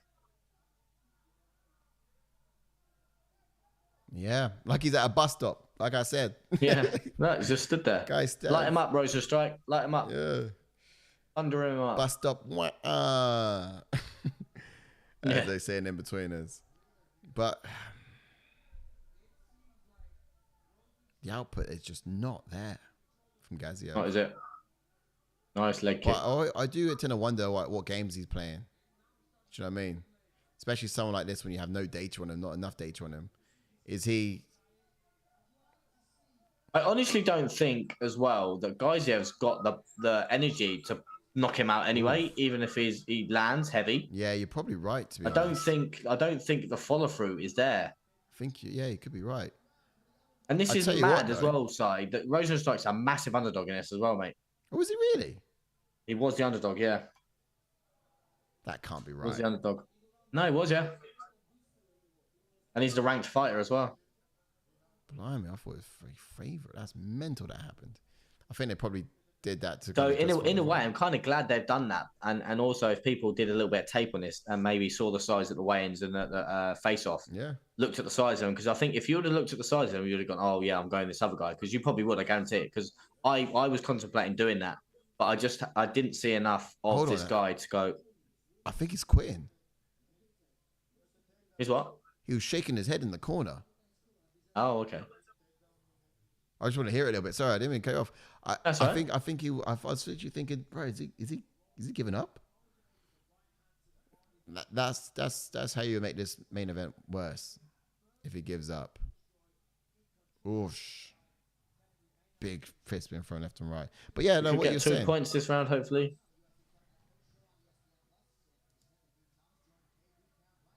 Okay, we're in with that timer. Straight away with that jab. My goodness. Working behind it. Like it's a 9 to 5. Quite like that. Yeah, one. it's his path to victory. Trying to get Rozenstruik down. I think this is only path to victory here. Yeah, we're in round 4 now. Let me just change that here on the scenes for you guys. But let's have a quick look at round 3 while we're here. 12 strikes in total were thrown from Gaziev to 41 from Rozenstruik in that round. And that's just equal to how many were significant. We're not really working with any other metrics here in this fight. You won't get takedowns. You won't get submission attempts or actually, to be fair, I'm sure there was one takedown, wasn't there? Oh, no, sorry. Yeah, round 1. Yeah, that's in the full fight, yeah. Look, easily stuffed. Easily stuffed. Oh, he might get this one, though. Wow. Might get this one, though. Yeah, the second one. Might get this one. It was in deep with this one. This is what I was saying. This is what I was saying. With Gaziev, the best time to strike Rozenstruik is after you've just struck him. Quick couple of comments because I didn't get to any. Well, it says if you don't know, no, that's from ages ago. Sorry, oh my God, I got scrolled all the way down here. Gaziev's a bus. Shangavi cracking up to that. Gaziev's doing the Homer Simpson boxing tactic: get pinched till your opponent tires out. So Shangavi. Wales says, "Oh damn, Shango, he's doing the Homer. He's gonna come back and win." And just everyone saying how gassed Gaziev is. Gaziev. Yeah, imagine that. You know, He's slapping him. Just trying to have a look here. Gaziev is a bus. Gaziev is. Oh yeah. Tudo's got a game coming up, and he wants Wales to show up to that. Wales, you better show up, mate. Don't let his kids down. Tudo has spoken. You be there. If you don't know where it is, then you just make sure you're everywhere to ensure that you're not there. You know what I mean? My God, this jab is on fire. It's just a punching bag right now. It's constant, but it's cardiovascularly expensive. Taxing, if you like. Yeah, look, Shango V says Gaz has no idea what to do here. Or the energy. And that's very true. What does he do? Oh, big hand. Oh, it's nice. Oh, my goodness. Oh, another one. Oh, here it goes, pouring it on that big hand again. Another one.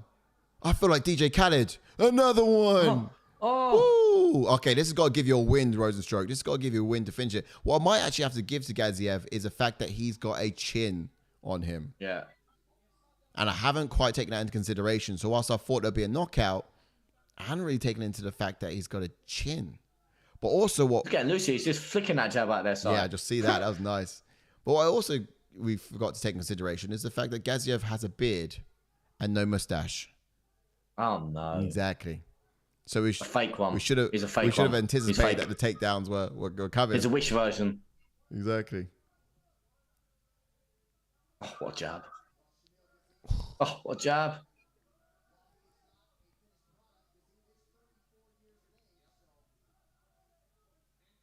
Do you think we'll see guys over again? Gaziev? Man, yeah, tired. I want to see how many strikes in this round then. Because thus overstretched for that jab because he's getting loosey. Yeah. I mean, he's got to be making a read. The thing is, he's gone to the world so often with it. And the good thing for Rozenstruik is... Oh, yeah, cheers, mate. I think that's... All right. The good thing for Rozenstruik is that... Oh, what a leg kick. Yeah. Right.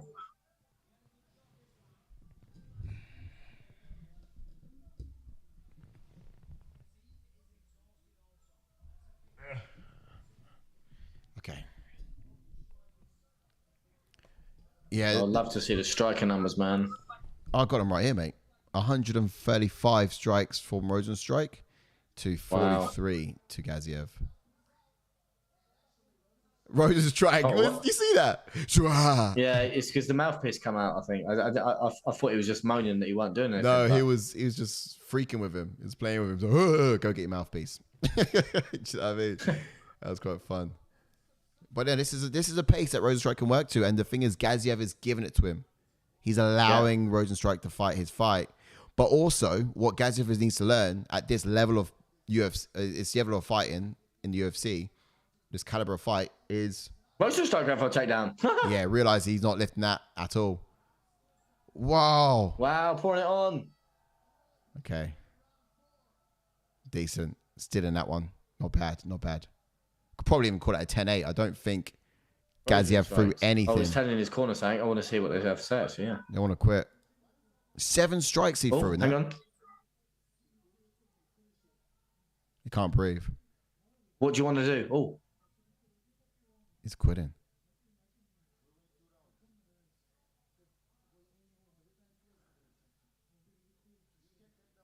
He's saying he can't breathe or something. Bro, he wants to quit. He wants to quit. You keep talking, guys, there, mate. You keep gassing yourself up trying to talk, all right?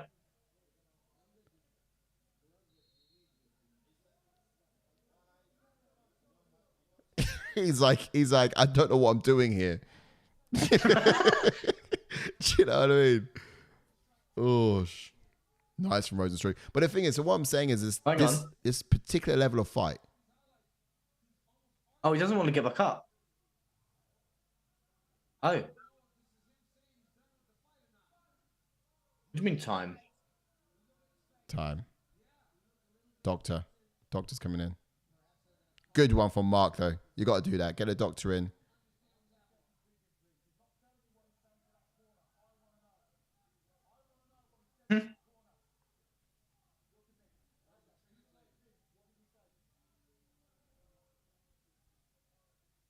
can't breathe.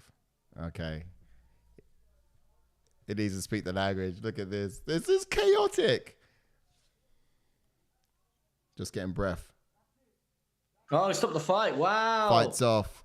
Stop Fights the fight. off. Mark Goddard's like, That's a T. you tell me what he said. That's a knockout. We'll get 2 points, break. Yeah, we'll have that, mate. We'll have that. Yeesh.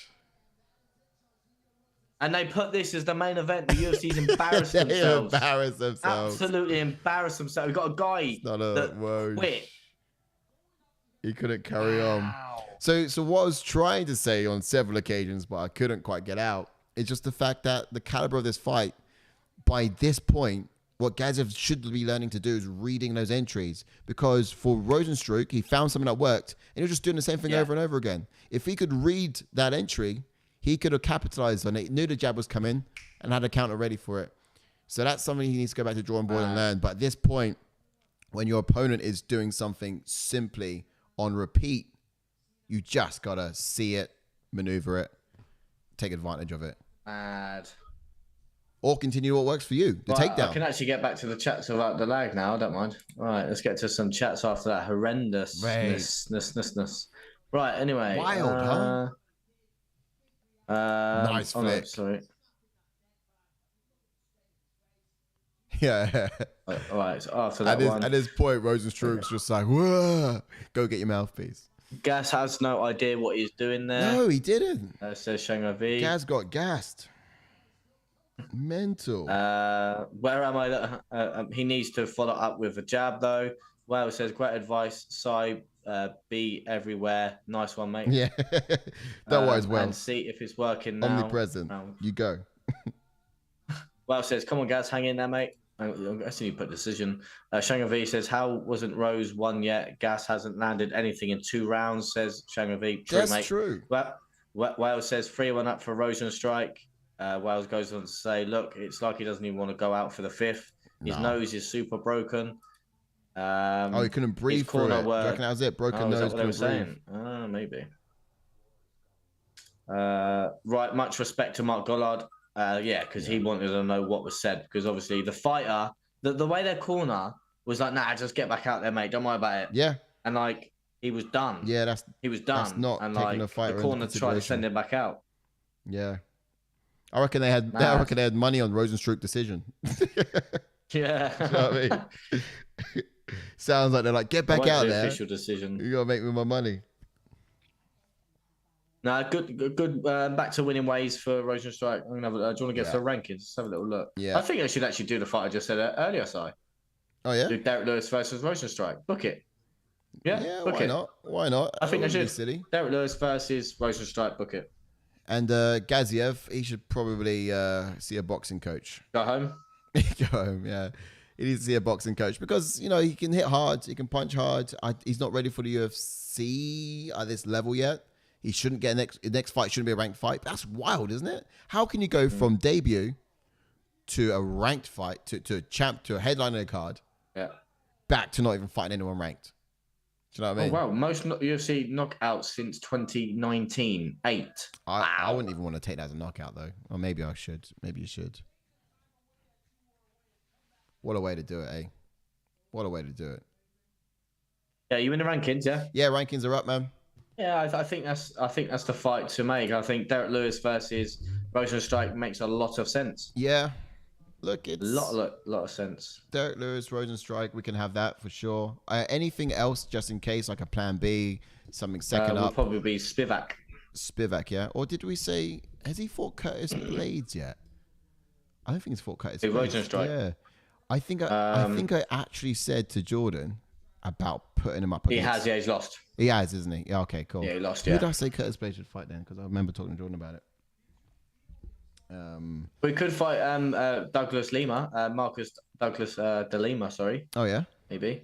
That's another good fight. But I think the Derek Lewis one makes a lot of sense. A lot of sense. I think that the fans want that one. This guy's got the most knockouts since 2019. It was said 8 knockouts, and then against the knockout king in Derek Lewis. Yeah. I think it just makes a lot of sense. Yeah. No one's going to grapple in that fight. that's just going to be an all-out war to try and see who drops. Yeah, absolutely. Although I would like Jairzinho's gas tank over Derek Lewis's, just looking at that. In fact, I'd probably like an empty gas tank over Derek Lewis's. Yeah. There's not many. They might need to get the oxygen out for Gaz. Yeah, perhaps so. He couldn't even stand there. He felt bad, man. I do feel a bit bad for him as well. Because you got to respect the guy for getting into the octagon, but I can't imagine how that fight come about. I reckon someone must have hyped him up to a point saying, "Look, I can get you this, I can get you this." And basically someone sold him way beyond, a pipe dream, way beyond what he can actually deliver on. Yeah. So I'm not entirely sure. It might have been Cyril Garbin training with him or Ankalaev. Some connections there, perhaps. I don't know. But do you know what? You're only as good as the tools you've got, and if you can't use your tools or have a gas tank to it, I'm not sure exactly what he's picked up or learned from him. I didn't see too much. Yeah, no idea who Gaziev should fight. Yeah, no idea. Nah, I wouldn't even worry about it, to be honest. let's just worry about him being able to even want to fight. I mean, I'm looking at that. I'm thinking there's like retirement or. But the UFC is a proper embarrass themselves putting him in the main event. One fight in. Do you know what it is as well? It's a good card. I would have preferred the co-main as a main event still. I would have preferred any of the ranked fighters up there as a main event. They could have put... Even Umar. Yeah, exactly. Umar could have been a better main event. What they could have done is put Basharat from the prelims up to the main card and moved the big boys into co-main or something. Do you know what I mean? Yeah. But I think it's easier to sell heavyweight main cards. Oh, of course it is. Of course it is. Yeah. Just because I'll tell you, actually, I've got an idea. He should fight either Junior Tougher or his brother, the one that was meant to fight. the other Tougher. Yeah, Justin Tougher. That's it. Should fight Justin Tougher. That could be interesting. Yeah, either of those guys would be good. I'll take that. Yeah. Yeah. Anyway, take us back, mate. Take us back. Bring it back to me. That right, I'm just waiting for this Rozenstruik. Let's have a look at those numbers. 140 strikes from Rozenstruik against just 27. You should be throwing that in a round, not even let alone a whole 3-card fight. And significant strikes looking just the same, just as big. There we go. There's give me the 2 one points. takedown. Question. There we go. Up to third. Come on. Question: if there was 3 takedowns, could it have been a different fight? Yes. Yeah. Because I reckon if he'd have got the takedown in round 2 and laid on him for a bit there, then you may have seen a tied Rozenstruik in round 3. Yeah, he wouldn't have come out the same way. Because I don't think Gaziev would have got tied on the max. He wouldn't have thrown much. It would have just had the control. So I think, yeah.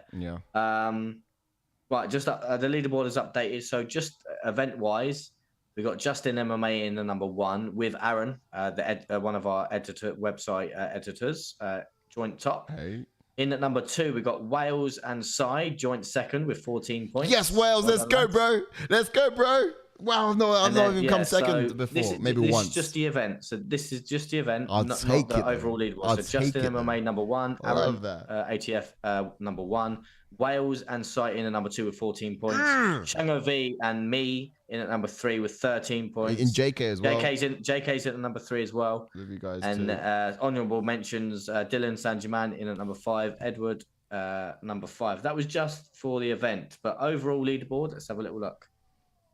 Overall leaderboard, right? All time leaderboard. Oh, that's a lot better. That's good. Right. So Wales is top by himself. Wales to New Jersey is top with 92 points. Harris, the bot, is in at number 2 with 91 points. Lowrider Tone in at number 3 with 88 points. Oh, you get a bit of a gap there, Harris. I'm in at number 4 with 87 points with Dylan Shango V as well in at number 4. Taylor in at number 5, JK in at number 6 with 85 points. Aaron, who actually won this event, is in at number 8, and Psycho Sai in at number 11 with 72 points. So it's a 21-point gap from you to number 1, Sai. That's mad. I don't know. I have no idea how he's going to close that. Slowly got to creep it away, but yeah, I'm still top 5 overall. I would take it. As you see in the chat, Shango V and Wales are ecstatic with their performances. Yeah. Well done, boys. The pay-per-view next week. So that's where anyone could make their sort of stake in getting ahead in the game. Yeah. Yeah, no, potentially so. Oof. Let's have a quick look at that. Fight of the night quickly before we sort of close off. What would you have said your fight of the night would have been? Oh, for me, I don't even know. for me, fight of the night would have been Mokaev, actually. Yeah, Mokaev was pretty good. I think personally, for me, fight of the night would have been. What was that first knockout first on? That was Matt Schnell and Steve Erceg. It was a decent knockout for me. KO tonight as well, I'd give it. Yeah. Oh yeah, definitely. Yeah. It was a good little back and forth. It's always quite good when you see those flyweights go at it, to be fair. Mokaev looked good, some back and forth. It did keep me a bit nervy. He did struggle a little bit, but did look good. Wales says these fight nights are what makes the difference in the league. Yeah. Spot on with that. I think we had more fun on the prelims, to be honest, with this as well. Yeah, no, I did. I was watching the prelims as well. Did I take you off the fight pass as well? Oh, you did? Point? Yeah, I went straight over to the fight. I was like, how dare you put me back? I was wondering, like, I was like, who took that back? Who did that? Yeah. And then I thought, oh, actually, I've gotten that. I could watch it some other way. So. But yeah, just want to say a massive thank you to every single one of you in the chats. You've been amazing. All your comments. Apologies, I was doing it from my end and my stream was lagging. Well, I say my stream, it was Virgin Go. Every time I clicked on the chat, it would slow down my my viewing. So apologies, I didn't keep up. Usually JK's on point with it on their end. Another device. It'll be back to being on point next week because obviously it's the big pay-per-view. So we'll be back to reading out the chats as always. Let's have a quick look at that. Yeah, you guys have been amazing. Yeah, thank you for that. Next week's pay-per-view is O'Malley versus Vera 2. Ooh. Yeah, so we're coming back to that. And of course, from that card, don't want to miss it. You got Dustin Poirier up against Saint Denis. So that guy, that's going to be an absolute MVP, making his UFC debut. And the favorite, of course, is Saint Denis. And you're right, MVP and Kevin Holland. Yeah, I mean, it's so attractive, this card. You got JDM going to make an appearance against Gilbert Burns, and Pidian is back against Song Yadong. And of course, Curtis Blades and Jairzinho are going to be headlining the prelims of that night too. So it's going to be stacked from top to bottom, to be honest. Curtis Razor Blades and Jairzinho should have probably come on to this week's fight, let's be honest. Yeah, I'll tell you what, they should have main event that They one. should have brought that one to main event this one, and then maybe, do you know what I mean, swapped it. Yeah, maybe put Gaziev and, that could have been an idea, to be honest, mate, yeah. I mean, that card is already stacked as is. If you just took that fight off, it wouldn't have made too much of an issue. So that wouldn't have been a bad idea at all, in my personal opinion. But that sort of wraps up where we are tonight with everything that is... Rozenstruik versus Gaziev. Hope you guys enjoyed it. Hope you guys have had a lot of fun, because we did. I love talking to you. We did, yes. I love going through the picks. It's so good, isn't it? So it gets so competitive between us, and it's just so good. Yeah. If you don't know what we're on about, go in the jump in the description, join the league. You can catch up, trust me. It's a whole lot of fun. It makes a lot of difference to the little bit of camaraderie. It makes we get a bit competitive as well, don't we? Oh yeah. I mean, competitive is a word. I get a bit salty, to be fair. But competitive is also... We all do. I get a little bit salty as well, you know what I mean? Yeah, well... we all do, mate. I would if I was that far down, but yeah. Do you know what I mean? I'm not used to this. It's crazy. But, look, we can't win everything. That's it. See, salty. Look, guys, you've been great. Thanks again for coming along and chiming in. You know how it goes. You don't watch this alone. You watch it along. The companionship's been great. We've got a Discord, so chime on in. We've got a website, so go check that out as well, atfmma.com. We've got articles coming out this week. Before we do get into our event next week, we're going to have a breakdown show happening on a Wednesday. So if you haven't liked and subscribed already, do that now. It just means that you're going to get the notifications when we do go live in week. Yeah. And we're going to be able to show you guys exactly what we anticipate to be happening in this upcoming fight card. Now, we might be moving the date of that forwards, I understand. So it might not even be on Wednesday. It could be a little bit earlier in the week. So do stay tuned. But if you've got your notifications on, you will not miss it. Yes. Yeah. Indeed so. But that's all for now. Is that right? That's it, mate. All right, guys. Well, look, love, peace, and chicken grease. Thanks so much. I don't know why this button ain't working. It's supposed to have gone into the credits, but that was a bit awkward. I feel like that news presenter after, you say goodbye and everyone's still there. Let me try that again. Love, peace, chicken grease. Goodbye.